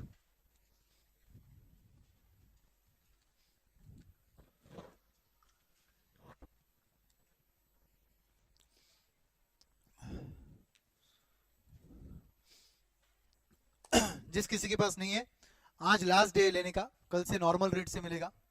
आज का इसका प्राइस सिर्फ 50 रुपीज है क्वेश्चनर बुक का। आप सोच सकते हो प्रिंट, उसमें पेजेस देखो, उसका कवर देखो, और मैंने आपको बोला भी था कि इसका प्रिंट कॉस्ट से भी कम में मैं आपको दूंगा, don't worry, it's loss but doesn't matter, your result will be gain. Okay, आज लास्ट डे, कल आओगे तो सेम बुक आपको 150-200 में दी जाएगी। अभी क्लास के बाद चालू रहेगा office, chart book is for 100 rupees, वो भी अवेलेबल रहेगा आपको। ओके, तो ले लो, आज लास्ट डे, कल वापस से इसी का रेट डबल हो जाएगा, क्या मतलब आएगा उसका। Now please pay attention here now, and what we are saying now, ये जो आपका लेवरेज के क्वेश्चंस होते हैं ना, इन क्वेश्चंस को अप्रोच करने का एक तरीका होता है, और वो तरीका ये है, पहले गिवन इंफॉर्मेशन को अपने सिस्टम में फिट करो, और कहीं पर भी कंफ्यूजन लगे तो लेवरेज में डोंट फॉरगेट कि रफ में आप operating part and financial part लिखकर कभी भी इजीली क्वेश्चन को टैकल कर सकते हो। क्या बोला, समझा? गिवन इंफॉर्मेशन को पहले ऑब्जर्व करो, जो भी फिजिकल, वो जो आपका ऑपरेटिंग और फाइनेंशियल पार्ट है वो अच्छे से लिख लो, अगर नए क्वेश्चन समझ लग गए तो वो लिखो, और फिर गिवन इंफॉर्मेशन सामने लिखो, जो जो दिया है आपको ऑटोमेटिकली आंसर क्लिक हो जाएगा। ठीक है, एक just to revise the formula, एक सिंपल सा क्वेश्चन हम लोग यहां पर लेंगे। आंसर तो नहीं देखते हो ना आप लोग, नहीं ना? तो फिर मैं बिंदास ऊपर रखूं ऐसे, हाँ ठीक है, पूरे ईमानदारी से सिर्फ क्वेश्चन पर फोकस करो। क्या बोलता है क्वेश्चन, देखो अभी, a company produces and sells कितने shirts, 10,000 shirts, the selling price per shirt is 500 rupees, क्या मिलेगा बोलो आपको, sales. Variable cost per shirt is 200, क्या मिलेगा, वेरिएबल कॉस्ट, क्या मिलेगा? कंट्रीब्यूशन, बराबर कि नहीं? आगे बोला है fix operating cost is 25 lakhs, तो लेस कर दो कंट्रीब्यूशन से, क्या मिल जाएगा? ईबीआईटी मिल जाएगा। Yes, calculate the operating leverage, नहीं आएगा आपको? आएगा। सेल्स से शुरू करो, ईबीआईटी तक पहुंचो, सीधा ऑपरेटिंग फॉर्मूला लिखो। क्या है formula? Contribution by EBIT, direct दो नंबर लेकर डिवाइड करो। Are you with me? Okay, second part क्या बोलता है अभी? If sales are up by 10%, compute the impact on EBIT. अब इसके दो तरीके सॉल्व करने के। पहला तरीका है कि जो गिवन नंबर है सेल का, उसी को 10% से बढ़ा, वेरिएबल कॉस्ट को भी 10% से बढ़ा, कंट्रीब्यूशन भी 10% से बढ़ेगा, फिक्स कॉस्ट को सेम रख और ईबीआईटी निकाल, फिर ओरिजिनल ईबीआईटी को कंपेयर कर और परसेंटेज चेंज इन ईबीआईटी निकाल। बहुत लेंदी हो गया ये। सिंपल सा सेकंड तरीका क्या है? डीओएल का फॉर्मूला यूज कर, सेकंड वाला। कौन सा? परसेंटेज चेंज वाला। क्या फॉर्मूला था? Percentage change in EBIT upon percentage change in sales. DOL पता है तुझे? Yes. Percentage change in sales पता है? Yes. Percentage change in EBIT आ जाएगा डायरेक्टली।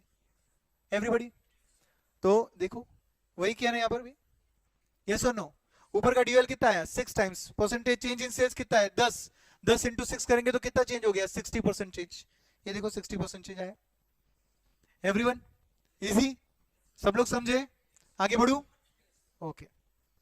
सेकंड क्वेश्चन बोलता है calculate the operating leverage for each of the 4 firms. 4 firms का डेटा दिया है, चारों का आपको सेलिंग प्राइस दिया है, वेरिएबल कॉस्ट दिया है, क्या मिलेगा? कंट्रीब्यूशन पर यूनिट मिलेगा। Okay, fixed operating cost total में दिया हुआ है। ओके, और नीचे बोला है what calculations can you draw with respect to the level of fixed cost and the degree of operating leverage result. Explain. Assume number of unit sold is 5000। अब जहां पे नंबर ऑफ यूनिट सोल्ड ही दिया है तो multiplied by selling price per unit करके sales मिलेगा, multiplied by variable cost पर यूनिट करके वेरिएबल कॉस्ट मिलेगा, कंट्रीब्यूशन आ जाएगा, गिवन फिक्स कॉस्ट को लेस करो, ईबीआईटी आ जाएगा। करेक्ट?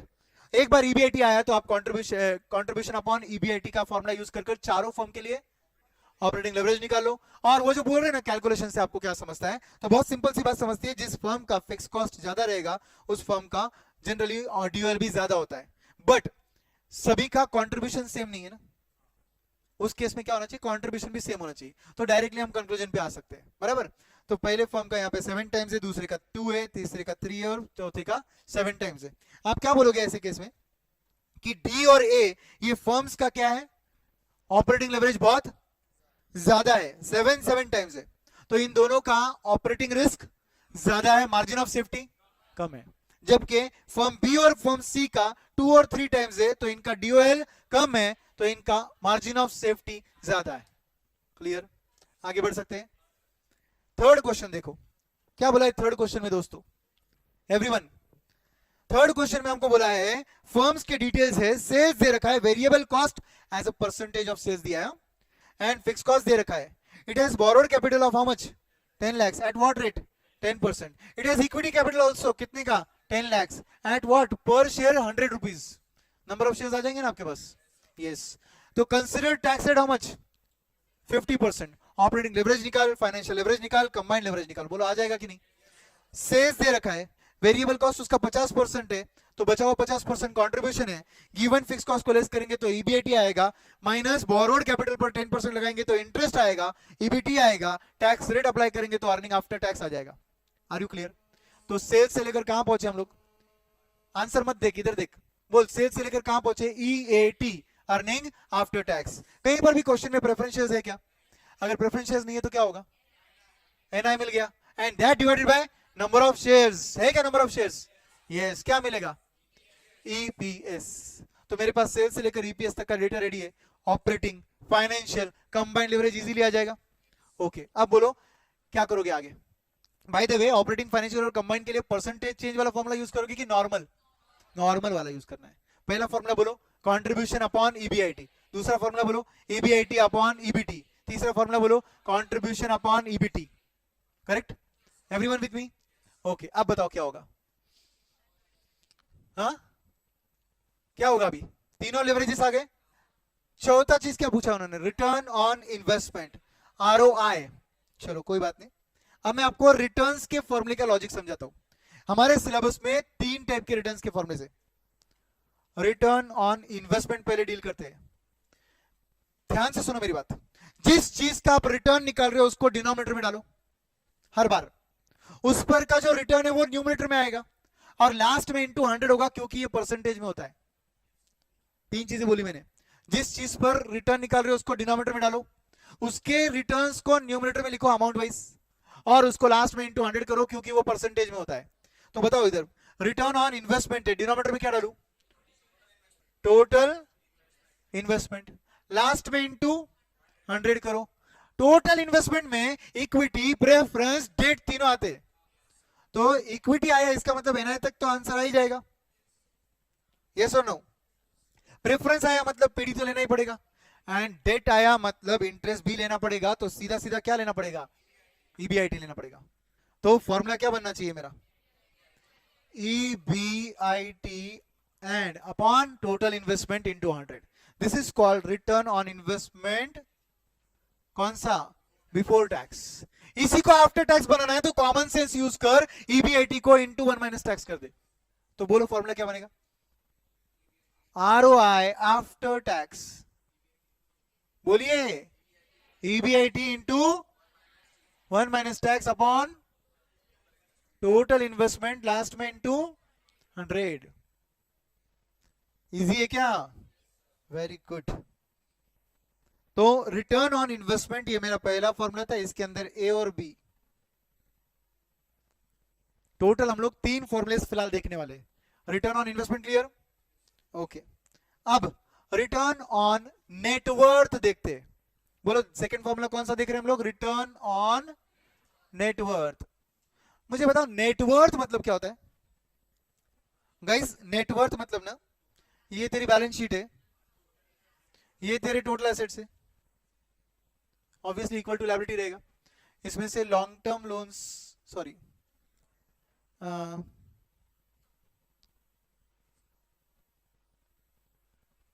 इसमें से current liabilities, long term loans दोनों लेस करने का, क्योंकि ये एक्सटर्नल लायबिलिटीज है।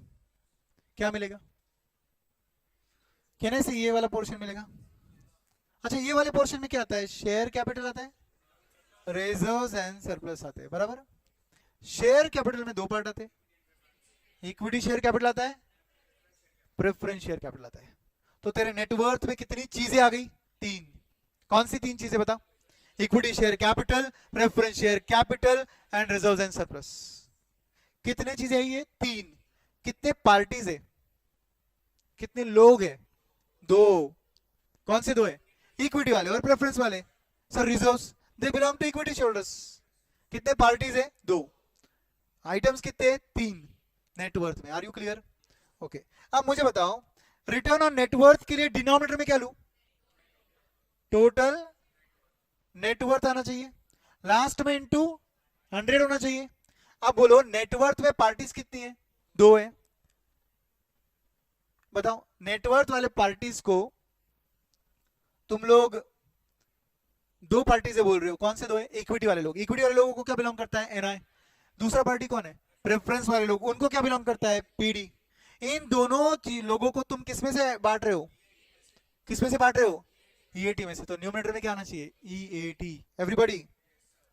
तो फिर फॉर्मूला क्या बनना चाहिए? ईएटी, जिसको आप पैट भी बोल सकते हो, profit after tax. EAT upon total net worth into 100। क्या आपको समझ रहा है कॉन्सेप्चुअली अच्छे से? यस। लास्ट तीसरा, अच्छा इसको बिफोर टैक्स आफ्टर टैक्स करूं क्या? नहीं भैया, ऑलरेडी आफ्टर टैक्स ही है, क्योंकि ये 2 पार्टीज को टैक्स के बाद ही पैसा मिलता है, समझे? लास्ट तीसरा वाला part, return on equity. Return on equity and what is the formula? Denominator में आना चाहिए टोटल इक्विटी, लास्ट में होना चाहिए into 100। What is total equity guys? Equity वालों का टोटल पैसा। मतलब क्या? Equity share capital, reserves and surplus, खत्म। क्या आता है बोलो? Equity share capital, reserves and surplus. Items कितने हैं? 2। पार्टीज कितनी है? 1। करेक्ट।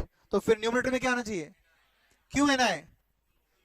क्योंकि इक्विटी वाले लोगों को जो बिलोंग करता है उसको एनआई बोलते हैं ना। यस।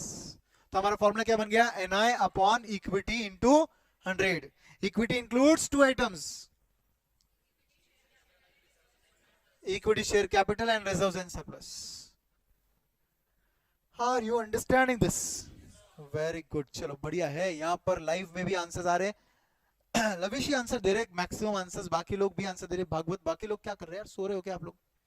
आंसर दो कमान, रुकना नहीं है.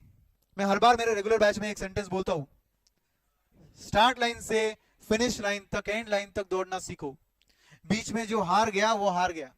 सबसे बुरा मुझे उस पर्सन के लिए लगता है जो एंड में आके थक जाता है, क्योंकि उस बेचारे ने पूरी मेहनत की मगर पास भी नहीं हुआ. एंड में आके नहीं थकना है. थकना ही था ना तो पहले ही रुक जाता. कम से कम जिंदगी तो एंजॉय कर. मगर पूरी मेहनत करेगा, क्लास पूरी करेगा और स्टडी लीव में कहीं बीच में आके अगर थकेगा तो क्या फायदा. आपको सिर्फ पेशेंस रखना होता है. याद रखो, आपका कोर्स ना आपको बेस्ट चीज एक चीज आता है, वो है patience. Right from study leave to result day also. सारे बोलते शाम को सुबह 8 बजे रिजल्ट आएगा, आता ही नहीं. दोपहर 2 बजे आता, शाम को 6 बजे आता. जिस वक्त बोलेंगे दोपहर 2 बजे आने वाला, सुबह 8 बजे आ जाता. तो भाई पेशेंस वहां पर भी चेक होता है आपका. कितने रिटर्न्स वाले फॉर्मूले देखे हमने? 3. मगर आरओआई में थे 2, बिफोर टैक्स, आफ्टर टैक्स. ठीक है, अब इस क्वेश्चन पर आते हैं. इस क्वेश्चन में हमको क्या पूछा है? Return on investment. तो इसका फॉर्मूला क्या रहेगा? EBIT upon total investment. Before tax ले रहा हूं मैं. ठीक है, ईबीआईटी अपॉन टोटल इन्वेस्टमेंट. यहां पर इस क्वेश्चन में टोटल इन्वेस्टमेंट है क्या मेरे पास? है ना? कितना इन्वेस्टमेंट है बताओ? 20 लाख. कैसे आया? बोरोड कैपिटल 10 लाख है और इक्विटी शेयर कैपिटल 10 लाख है. तो टोटल पैसा कितना है? 20 लाख.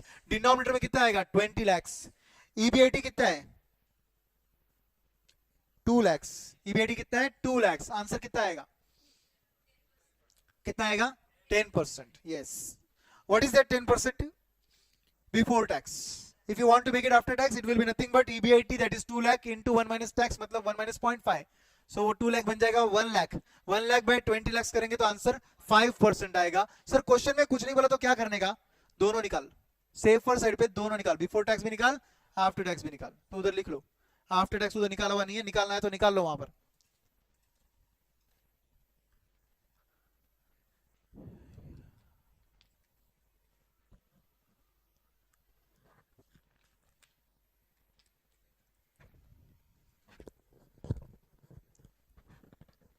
ओके, आगे आपका 1 2 3 4 आइटम रेडी है. लास्ट में बोला है if sales increases by 6 lakh what will be the new EBIT. Guys यहां पर एक ही मिस्टेक पॉसिबल है. क्या है बोलो? Variable cost. क्या करते लोग? फिक्स बना देते. सेल्स बढ़ाने बोला ना सर, वेरिएबल कॉस्ट कहां बढ़ाने बोला? वेरिएबल कॉस्ट तो बढ़ता ही है जब सेल्स बढ़ता है. तो ऐसे क्वेश्चंस में क्या करने का? Is very simple. Variable cost as a percentage of sales निकालने का. वेरिएबल कॉस्ट कितना है तेरा? 12 लाख. सेल्स कितना है? 24 लाख.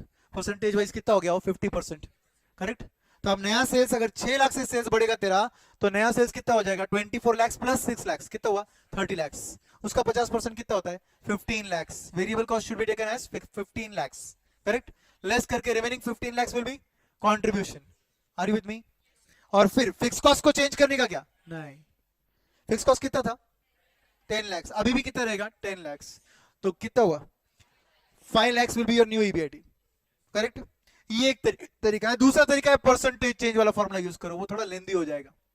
परसेंटेज चेंज वाला फॉर्मूला यूज करने से थोड़ा लेंदी हो जाएगा. परसेंटेज चेंज वाला फॉर्मूला क्या यूज करोगे आप? डीओएल की डीएफएल की डीसीएल. कुछ लोगों को इसमें कंफ्यूजन होता है, मैं आपको क्लियर कराता हूं. ध्यान से सुनो. इन्होंने क्या चेंज करने बोला? सेल्स. उससे क्या चेंज हो रहा है बोला? ईबीआईटी. मतलब ये लोग कौन से पार्ट में खेल रहे हैं?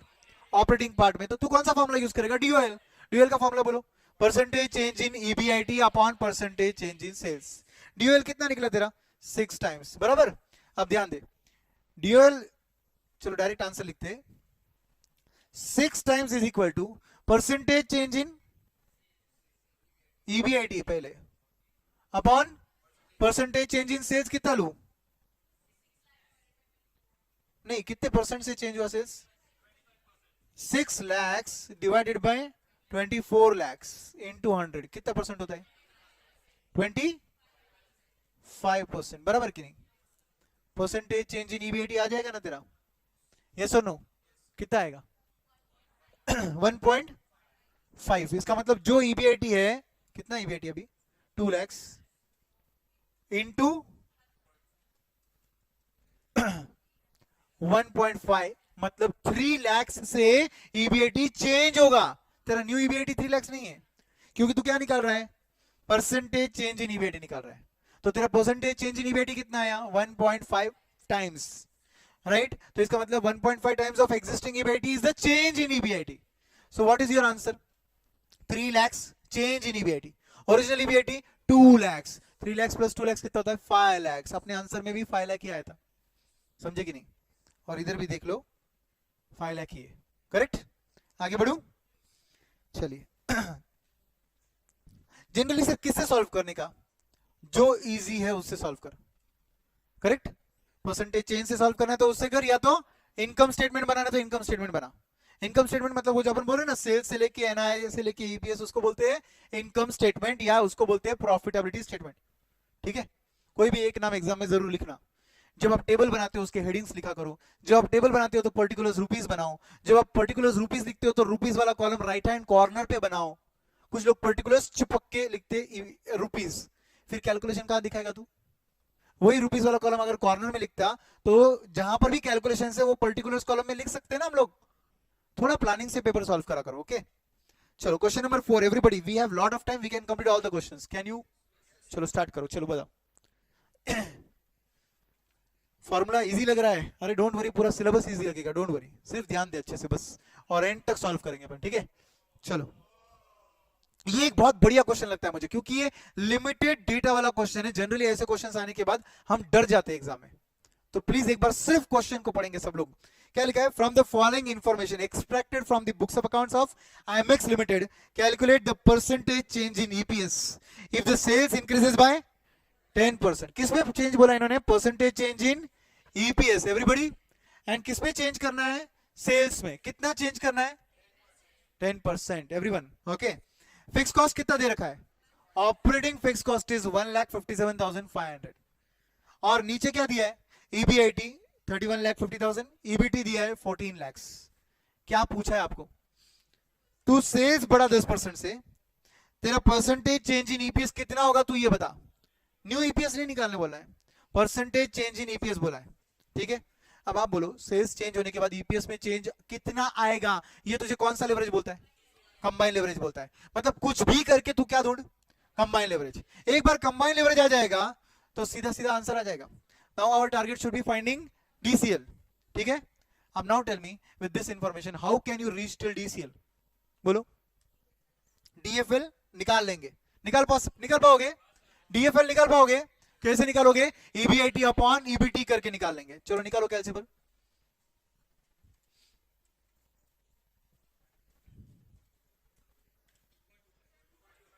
2.25 मैच हुआ क्या, देखो, यस मैच हुआ ना।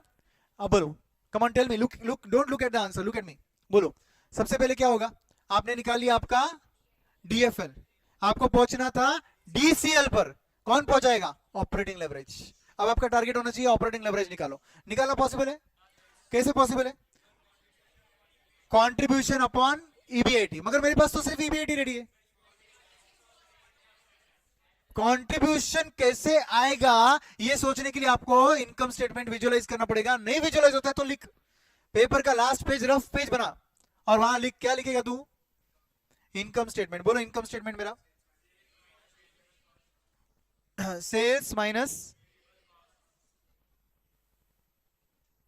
Minus variable cost, contribution minus fix cost, EBIT. मेरे पास ईबीआईटी रेडी है, फिक्स कॉस्ट रेडी है, दोनों को रिवर्स वे में ऐड करूंगा तो कंट्रीब्यूशन आ जाएगा।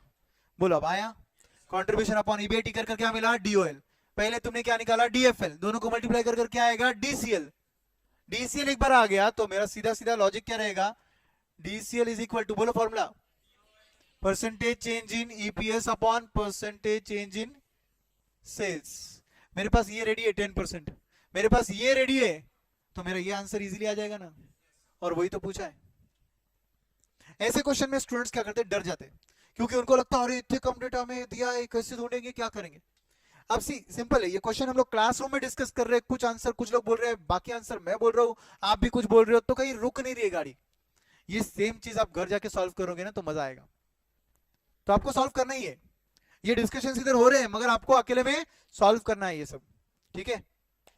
चलो, आर वी गुड, हो गया क्या ये? नेक्स्ट 5th क्वेश्चन, बोलिए क्या लिखा है? Consider the following information for mega limited. Production कितना है? 2500। कंट्रीब्यूशन कितना है? 150। क्या मिलेगा? कंट्रीब्यूशन पर यूनिट बोला है ना, क्या मिलेगा मल्टीप्लाई कर कर? टोटल कंट्रीब्यूशन मिल जाएगा। वेरी गुड, टोटल कंट्रीब्यूशन मिल जाएगा। उसके बाद ऑपरेटिंग लेवरेज दे रखा है, कंबाइंड लेवरेज दे रखा है, क्या मिलेगा? फाइनेंशियल लेवरेज मिलेगा ना। कैसे मिलेगा sir? DCL is equal to DOL into DFL, therefore DFL is equal to DCL upon DOL, correct? DCL कितना है? 24 times upon DOL कितना है? 6 times, डिवाइड करके 4 times का आंसर आता है। 4 times क्या आ गया मेरा? Financial leverage. Are you understanding? Okay, अब टैक्स का रेट दे रखा है और इन्होंने निकालने क्या बोला है आपको? EAT। जरा सोचो कैसे निकालेंगे आप? तुम्हें सबसे पहले क्या निकालना है? पहले एक लेवरेज निकाल लो। कौन सा? फाइनेंशियल वाला। फिर उसके बाद आपको इस क्वेश्चन में ऑपरेटिंग लेवरेज ऑलरेडी दे रखा है और आपके पास कंट्रीब्यूशन रेडी है, तो आपको फॉर्मूला यूज करना है DOL is equal to contribution upon EBIT। कहां पहुंचोगे? EBIT पर पहुंच जाओगे, EBIT पर। उसके बाद आपके पास रेडी क्या हुआ था? अभी DFL रेडी हुआ था। DFL का फॉर्मूला क्या है? EBIT अपॉन EBT है। आपके पास DFL रेडी है, EBIT रेडी है, क्या मिलेगा? EBT मिल जाएगा। टैक्स का रेट रेडी है, क्या है रेडी? टैक्स का रेट कितना है? 30% टैक्स का रेट है। जो भी तेरा EBT आया उस पर 30% लेस कर EAT आ जाएगा और क्वेश्चन में बोला है EAT निकाल, आंसर आ जाएगा। Everyone, very good, very good. Mayank Agarwal बोल रहे सर एग्जाम क्वेश्चन। बेटा हाँ, ये सब एग्जाम क्वेश्चन ही है, ये सब MTP RTP module exam question ही है। Okay, next question number 6। क्या मिला आपको यहां पर? मिला? किस काम में आएगा? DOL के काम में आ जाएगा, correct. 1 upon this given MOS will give me DOL। ठीक है, DOL रेडी है अपने पास? यस। फाइनेंशियल लिवरेज रेडी है, कंबाइंड लिवरेज भी आ जाएगा अगर चाहिए तो। ओके, बोलो क्या बोला है? इनकम स्टेटमेंट बनाओ। आपके पास मार्जिन ऑफ सेफ्टी रेडी है, इंटरेस्ट का अमाउंट रेडी है, ओके, फाइनेंशियल लिवरेज रेडी है। ध्यान से सुनो, कहीं पर भी प्रेफरेंस शेयर है क्या? नहीं है, तो मुझे DFL का फॉर्मूला बताओ। EBIT upon EBT, correct. But मेरे पास EBT रेडी है क्या? मेरे पास क्या रेडी है? क्या रेडी है? इंटरेस्ट रेडी है ना। तो इस फॉर्मूले में कुछ तो मुझे चेंज करना पड़ेगा ताकि मैं उसका फायदा उठाऊं। EBT की जगह EBIT माइनस इंटरेस्ट लिखूं क्या? Yes, what I am doing is instead of writing EBT, I am writing EBIT minus interest. Are you understanding? तो फिर ऐसे केस में क्या हमने फॉर्मूला चेंज किया? क्या हमने फॉर्मूला चेंज किया? नहीं, फॉर्मूला नहीं चेंज हुआ है, सिर्फ उसका लिखने का स्टाइल चेंज हुआ है। समझे क्या सब लोग? अब आप बोलोगे सर ये तो चीटिंग है, ऐसा तो आपने बोला नहीं था पहले, कॉमन सेंस है ना। EBIT अपॉन EBT, EBT की जगह तो EBIT माइनस इंटरेस्ट लिख सकता है ना सर, मगर ऐसा लिखा ही क्यों वो समझ नहीं रहा है। इसलिए लिखा है बेटा क्योंकि तेरे पास इंटरेस्ट रेडी है, तेरे पास DFL रेडी है, क्या बचेगा? EBIT बचेगा, मिल जाएगा ना EBIT तेरे को, समझे? तो आपको पहले DFL का फॉर्मूला यूज करके उसको अलग तरीके से लिखकर क्या मिलेगा? EBIT। चलो EBIT मिल गया, इंटरेस्ट रेडी है, कहां पहुंच जाओगे? EBT पर पहुंच जाओगे। टैक्स रेट रेडी है, क्या मिल जाएगा? यस, EAT मिल जाएगा। EAT को divide by number of shares करना पड़ेगा तो क्या मिलेगा? EPS, but number of shares दिए रहेंगे तो, नहीं तो हमारा इनकम स्टेटमेंट EAT पर एंड हो जाएगा। तो ऊपर देखो नंबर ऑफ शेयर्स दिए नहीं है, तो हम कहां तक पहुंचेंगे? EAT। समझ गए? अब आप मेरे साथ EBT के नीचे की जर्नी बोले हो, ऊपर की जर्नी क्या है? वो कैसे आएगा? DOL से क्यों निकालने की जरूरत है? मेरे पास EBIT रेडी। अच्छा चलो, DOL से क्या निकालोगे? कंट्रीब्यूशन निकाल लो। कैसे निकालोगे? फॉर्मूला बोलो DOL का। Contribution upon EBIT। क्या मेरे पास EBIT रेडी है? क्या मेरे पास DOL रेडी है? क्या मिल जाएगा? कंट्रीब्यूशन मिल जाएगा। एक बार कंट्रीब्यूशन आ गया, bye the way DOL ready नहीं है, मगर DOL कैसे निकालते हैं अपने को पता है। This DOL is nothing but 1 by MOS, ठीक है। ओके एवरीबॉडी, अब बोलो कहां तक पहुंचे? कंट्रीब्यूशन। ऊपर सेल्स वेरिएबल कॉस्ट कैसे निकालू? PV ratio. अरे पीवी रेशियो जो कॉस्टिंग में देखा था, याद है ना? क्या फॉर्मूला है पीवी रेशियो का? PV ratio is equal to contribution upon sales. Everybody, तो मेरे पास पीवी रेशियो रेडी है, मेरे पास कंट्रीब्यूशन रेडी है, तो मैं सेल्स इज इक्वल टू क्या बोलूंगा? Contribution upon PV ratio. Correct, easy. तो फिर आपका इनकम स्टेटमेंट सेल्स से लेकर कहां तक रेडी हो गया? सेल्स से लेकर ये ईएटी तक रेडी हो चुका है। लिख दो उधर, प्रिंट नहीं हुआ है, ईएटी। ईएटी लिखा? Are we done? Next question number 7। कितने क्वेश्चन है टोटल? 9 है सिर्फ, जल्दी पहुंच गए हम लोग यहां तक, ठीक है। This company's balance sheet is given to you. ध्यान से सुनो, ऐसे बैलेंस शीट जब आप पढ़ोगे तो यहां फेस वैल्यू पर शेयर दिया हुआ है, नंबर ऑफ शेयर्स मिलेंगे। ईएटी पर रुकना नहीं है तेरे को, एनआई पर रुकना नहीं है, ईपीएस तक जाना है। ओके, फिर आपको डेट दे रखा है और रेट ऑफ इंटरेस्ट दे रखा है, इंटरेस्ट का अमाउंट मिलेगा।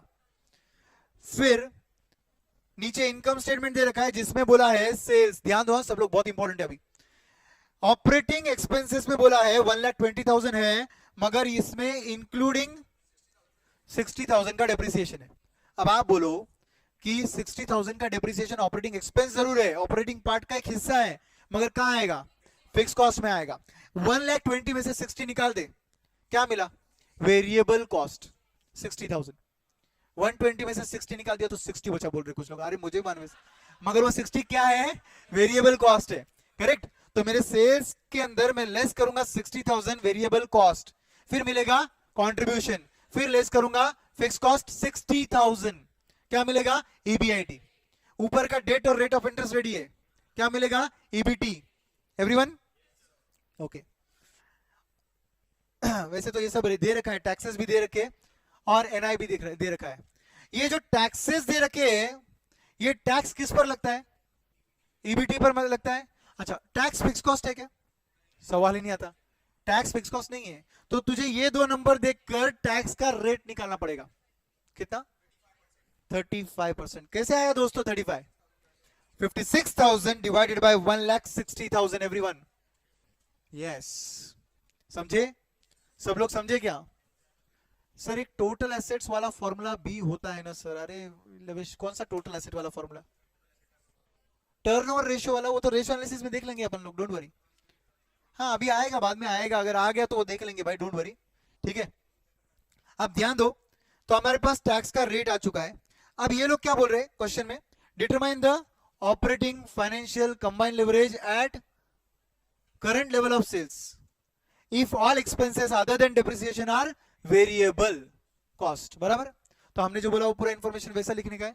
ऐसा लिखा हुआ चलेगा क्या आपको? नहीं, इसको कैसा करना पड़ेगा? स्प्लिट करना पड़ेगा वेरिएबल और फिक्स में, ठीक है।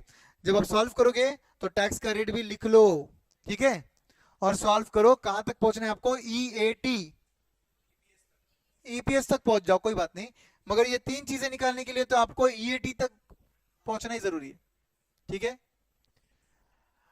पहला फॉर्मूला रहेगा कंट्रीब्यूशन अपॉन ईबीआईटी, दूसरा फॉर्मूला रहेगा ईबीआईटी अपॉन ईबीटी। वहां तक भी पहुंच गए तो भी ठीक है, दोनों को मल्टीप्लाई करके डीसीएल आ जाएगा। तो मैं बोल रहा था कि ये तीन चीजें निकालने के लिए आपको कहां तक पहुंचना है? EBT, EBT, do you agree? Contribution upon EBIT, EBIT upon EBT. पहुंचना ही कहां तक है हमको? इसका मतलब ईबीटी तक पहुंचना है, करेक्ट। नाउ सेकेंड पार्ट पे चले अभी एवरीवन। सेकेंड पार्ट बोलता है आपको if total assets remains the same, ठीक है, बट सेल्स इंक्रीजेस बाय 20% या दे डिक्रीजेस बाय 20%। एक जगह इंक्रीज बोला है, एक जगह डिक्रीज बोला है। Compute the EPS new level of sales. कुछ नहीं करना है दोस्तों, क्या करना है बोलो जल्दी जल्दी बताओ। कितने कॉलम बनेंगे? 3। Particulars, sales increases by 20%, sales decreases by 20%। जो सेल्स दे रखा है उसको 20% माइनस करो, एक जगह 20% ऐड करो। कर लो कैसे पर। सेल्स कितना है मेरा? 3,40,000 माइनस 20% करो, आया 2,72,000 प्लस 20%, उसको मत करो 272 को, ओरिजिनल फिगर को, 4,08,000 आया, ठीक है। अब वेरिएबल कॉस्ट निकालना है दोस्तों, variable cost, will you keep variable cost 60,000? यही गलती करते, मगर एग्जाम में यही गलती करते, variable cost varies as per output, बराबर कि नहीं?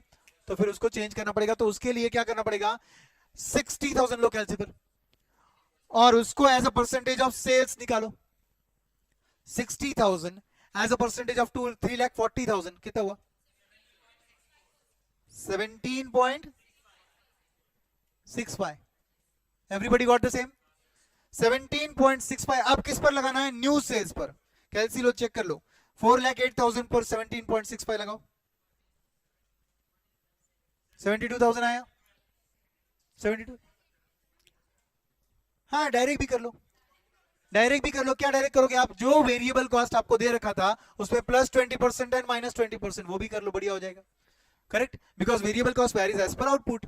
तो फिर 60,000 प्लस 20% करो, 72,000 आएगा, और 60,000 माइनस 20% करो, 48,000 आया। क्या सबको समझा? क्या अब क्या मिलेगा? कंट्रीब्यूशन मिलेगा। अब कंट्रीब्यूशन में से क्या माइनस करना है? Fix cost. फिक्स कॉस्ट कितना है? सेम, कितना? 60,000 60,000। अब दोनों लेस करने के बाद क्या मिला? ईबीआईटी। करेक्ट। फिर इंटरेस्ट कॉस्ट सेम रहेगा ना? इंटरेस्ट कितना है तेरा? 6 लाख पर 10% कितना होता है? 60,000। दोनों जगह कितना लिया? 60,000 60,000। लेस करने के बाद जो भी आया वो बिफोर टैक्स था, उस पर टैक्स लगाया, कितना परसेंट? 35%। और फिर क्या मिलेगा?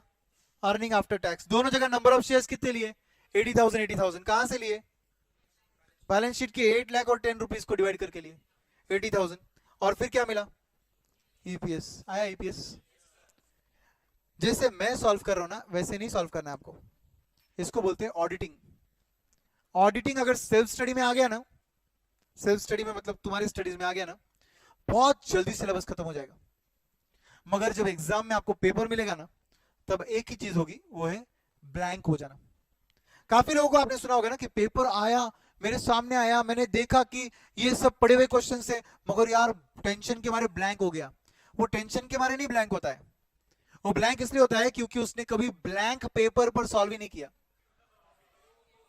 Okay, I am telling you this thing will happen. इसलिए मैंने अभी आपको बोला था कि ये एफएम क्वेश्चनर आपको सॉल्व करना है। मैं सिर्फ ये क्यों कर रहा हूं आपके साथ, क्योंकि कोई नए कंसेप्ट्स रहेंगे तो मैं आपको बता पाऊं।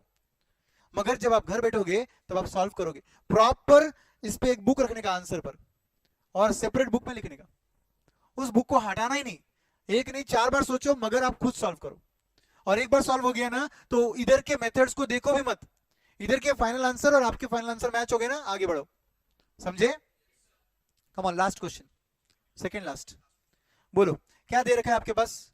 नंबर ऑफ शेयर्स दे रखे, ओके, डिवेंचर का रेट दे रखा है, और लोन का अमाउंट दे रखा है। क्या मिलेगा? Interest. Everybody with me? Okay. And asset side asset दे रखे। एडिशनल इंफॉर्मेशन में मेरे पास फिक्स कॉस्ट पर एनम दे रखा है, मगर क्या बोला है? Excluding interest. इसका मतलब वो फिक्स कॉस्ट कौन सा है? ऑपरेटिंग फिक्स कॉस्ट है। ठीक है। वेरिएबल एक्सपेंस का परसेंटेज दे रखा है, करेक्ट। एंड ये देख भाई, तेरा टर्नओवर रेशियो का आ गया, करेक्ट। तो लविश, आपका टर्नओवर रेशियो का फॉर्मूला क्या है बताइए? एसेट टर्नओवर रेशियो का फॉर्मूला क्या है? कोई भी टर्नओवर रेशियो का फॉर्मूला रहेगा सेल्स अपॉन वो चीज जिसका आप टर्नओवर निकाल रहे हो। सेल्स अपॉन, बोलो मेरे साथ, sales upon total assets. Sales divided by total assets. Income tax rate दे रखा है, क्या कंप्यूट करने बोला है?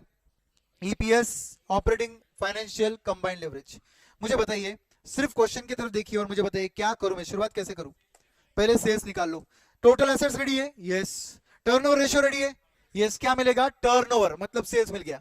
चलो सेल्स मिल गया, अब क्या करेंगे? सेल्स में से वेरिएबल कॉस्ट 65% लेस कर, क्या मिला? कंट्रीब्यूशन।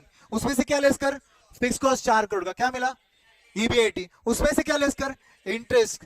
10 लाख पे 15%, सॉरी 10 करोड़, 10 करोड़ पे 15% इंटरेस्ट लेस हो गया, ईबीटी आ गया।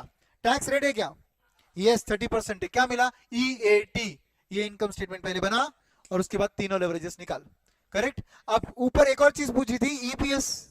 ईपीएस के लिए कुछ नहीं करना है, वो जो नेट इनकम तेरा आया उसको divide by number of shares करके EPS, easy. Last question, a very important question, this is a very unique question, LDR, last derivation, और ये फैंटास्टिक क्वेश्चन है आपके सामने।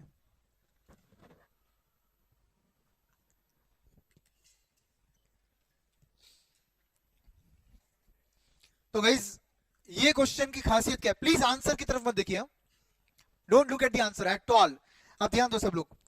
Following information is relating to YZ company limited for the year ended 31 March 21। Equity shares कितने के हैं? 10 rupees each के 50 लाख है, तो इसका मतलब number of shares are 5 lakhs। With me, everyone with me. Bonds दे रखे 12% से, अमाउंट है 37 lakhs, मल्टीप्लाई कर इंटरेस्ट आएगा, करेक्ट। उसके बाद सेल्स दे रखा है, फिक्स कॉस्ट एक्सक्लूडिंग इंटरेस्ट बोला, मतलब वापस से फिक्स कॉस्ट कौन सा हो गया? ऑपरेटिंग वाला। फाइनेंशियल लिवरेज दे रखा है, फाइनेंशियल लिवरेज दे रखा है, पीवी रेशियो दिया है, ऊपर सेल्स दिया है, वेरिएबल कॉस्ट आ जाएगा, कंट्रीब्यूशन भी आ जाएगा। Are you understanding? ओके। नीचे फिक्स कॉस्ट दे रखा है, ईबीआईटी आ जाएगा, ऑपरेटिंग फिक्स कॉस्ट है ना नीचे, ईबीआईटी आ जाएगा, ऊपर इंटरेस्ट दिया है, ईबीटी आएगा। राइट और रॉन्ग? राइट। यहां तक कि आप राइट बोल रहे हो, फिलहाल के लिए ये सोचो, ठीक है। अब आगे आपके पास इनकम टैक्स रेट दे रखा है, सीधा नीचे बोला है ऑपरेटिंग लेवरेज, कंबाइंड लेवरेज निकालो, निकाल लेंगे, पूरा इनकम स्टेटमेंट रेडी है, यस, और ईपीएस भी निकालने बोला है, इजीली आ जाएगा। बट एक गड़बड़ है, एक गड़बड़ है दोस्तों, इस क्वेश्चन में आपको फाइनेंशियल लेवरेज दिया है, correct. The moment you will write EBIT less interest EBT, calculator पे दोनों जब तुम डिवाइड करोगे ना, कौन सी चीज डिवाइड करने की बात कर रहा हूं मैं? DFL is equal to EBIT upon EBT, तो आपका फाइनेंशियल लिवरेज कुछ और ही आएगा, जो दिया है ना 1.49 वो नहीं आएगा। अब क्या करूं? तो एक काम कर, ये फॉर्मूले से डीएफएल जो तुझे दिया है वो ले 1.49, जो तूने ईबीआईटी निकाला था वो ले, और ईबीटी को बैलेंसिंग फिगर बना, मतलब इसको सॉल्व करके ईबीटी निकाल, इसको सॉल्व करके ईबीटी निकालना पड़ेगा दोस्तों आपको। आपका ईबीटी फाइनल आंसर नहीं है, इसका मतलब आपके अकाउंट्स में एक चैप्टर होता है ना, single entry, what is that? Incomplete record. तो तुमको किसने बोला कि ये कंप्लीट रिकॉर्ड है? क्वेश्चन सिर्फ दिया है, बैलेंस शीट दी है क्या? अगर बैलेंस शीट नहीं दी, इसका मतलब क्या हुआ? इस डेट के अलावा और एक डेट हो सकता है ना, समझे? तो सर वो हमको कैसे समझेगा सर? इसलिए तो फाइनेंशियल लिवरेज दिया है ना, समझा कि नहीं? इसका मतलब एक क्लू दे रहा हूं मैं आपको, ध्यान से सुनो, एक क्लू क्या है। ऐसे क्वेश्चंस को आइडेंटिफाई कैसे करोगे आप? क्वेश्चन में आप ईबीटी तक इजीली पहुंच रहे हो, इंटरेस्ट का अमाउंट भी दे रखा है, मगर इस तरीके से, बैलेंस शीट तरीके से नहीं, इस तरीके से। तो जो ईबीटी आया ना, उसको कैलसी पर पहले निकाल के देख कि फाइनेंशियल लिवरेज मैच होता है क्या, फिर ही आंसर की शुरुआत कर। क्या बोला, समझा? अगर सपोज सर क्वेश्चन में ईबीटी तक हम पहुंच गए कैलसी पर, और बैलेंस शीट दिया है, तो भी हमें वेरीफाई करना पड़ेगा क्या? The answer is no, verify की जरूरत ही नहीं, क्योंकि तुझे क्या दिया है? बैलेंस शीट दिया है। Balance sheet is a complete record ना, इनकम्प्लीट रिकॉर्ड मतलब ऐसे आधे अधूरे इंफॉर्मेशन, समझे कि नहीं? तो इस टाइप के क्वेश्चंस को आइडेंटिफाई कैसे करना है मैंने बता दिया आपको। Now you just need to be careful, EBT तक पहुंचो, गिवन इंटरेस्ट को लेस कर ईबीआईटी तक पहुंचो, गिवन इंटरेस्ट को लेस कर ईबीटी निकालो, दोनों को पहले कैलसी पर डिवाइड करके चेक करो कि आपका फाइनेंशियल लिवरेज जो दे रखा है वो मैच हो रहा है क्या। अगर मैच हो रहा है मतलब वो सिंपल क्वेश्चन है, नहीं मैच हुआ तो क्या करना पड़ेगा? पहले फाइनेंशियल लिवरेज का फॉर्मूला यूज करना पड़ेगा, EBIT upon EBT. Financial leverage जो क्वेश्चन में दिया है वो लेना पड़ेगा, ईबीआईटी जो आपने निकाला वो लेना पड़ेगा, ईबीटी निकलेगा अलग से। वो जो ईबीटी आपका निकलेगा ये वाला ईबीटी फाइनल रहेगा। फिर कैसे सॉल्व होगा? इज वेरी सिंपल, ध्यान से देखो मैं क्या कर रहा हूं अभी। सेल्स निकल गया दोस्तों, वेरिएबल कॉस्ट लेस कर कंट्रीब्यूशन आ गया, because we know the PV ratio. Cancel हो सब लोग, 84 लाख पीवी रेशियो मल्टीप्लाई करो, कितना है? पीवी रेशियो है 27.55%, कितना आया कंट्रीब्यूशन? 23,14,200। तो इन्होंने डायरेक्टली, हाँ ये 200 है एक्चुअली, ठीक है, यहाँ पे करेक्शन करो, ये 200 है किया। तो फिर ये जो आपका फिक्स कॉस्ट है कितना है? गिवन फिक्स कॉस्ट कितना है? 6,96,000 लेस करो, 16,18,200 इज योर ईबीआईटी, ठीक है। गिवन डिवेंचर का इंटरेस्ट लेस करो, डिवेंचर्स कितने के दिए? 37 लाख के डिवेंचर्स है, कितने रेट से? 12% से, मल्टीप्लाई करो, 4,44,000 और ऊपर के फॉर्मूले को यूज कर मेरा ईबीटी कितना आया था, बोलो 10,86,040. कैसे आया सर ये? DFL is equal to EBIT upon EBT. DFL कितना है मेरा 1.49, ईबीआईटी कितना है 16,18,200 upon EBT. Therefore EBT is equal to 10,86,040. समझा कैसे आया? वो ईबीटी इधर लिख रहा हूं मैं. अब जो 16,18,200 लो कैलसी पर EBIT 16,18,200, please take on calculator. EBIT minus तुम्हारा गिवन इंटरेस्ट 4,44,000 माइनस जो ईबीटी तुम्हें पता है वो है 10,86,040. ये जो बैलेंसिंग फिगर है ये इंटरेस्ट है 88,160. क्या बन गया ये? Extra interest. मतलब क्या है सर? ये एक ऐसा डेट है जिसकी जानकारी आपको नहीं है. फिर हमको कैसे समझा? ईबीआईटी और ईबीटी के बैलेंसिंग फिगर से इंटरेस्ट नहीं मैच हो रहा था और इंटरेस्ट बच रहा था, तो ये इसको क्या बोलेंगे? Interest on other debt. क्या बोलेंगे दोस्तों इसको? Other interest. मतलब क्या हो गया वो? बैलेंसिंग फिगर मतलब कौन सा हुआ वो? Interest on other debt. समझे कि नहीं? और फिर आपको क्या मिलेगा? आपका ईबीटी तक तो पहुंच ही गए, टैक्स लेस कर लो, ईएटी तक पहुंच जाओ और उससे ईपीएस निकाल लो. Is this clear?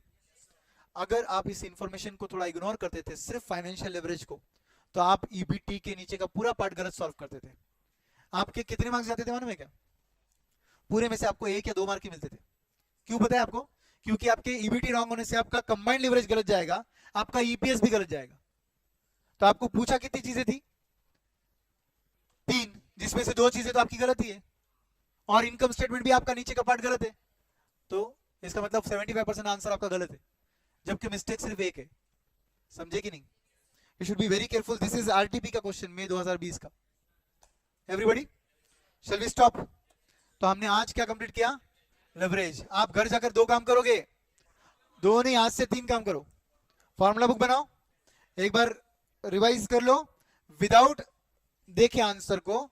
हर एक क्वेश्चनर का सॉल्यूशन आपके नोटबुक में ब्लैंक पेज पर सॉल्व करो. Everyone, that's promise not to me but to yourself. Okay, thank you very much. Thank you so much. Bye bye bye.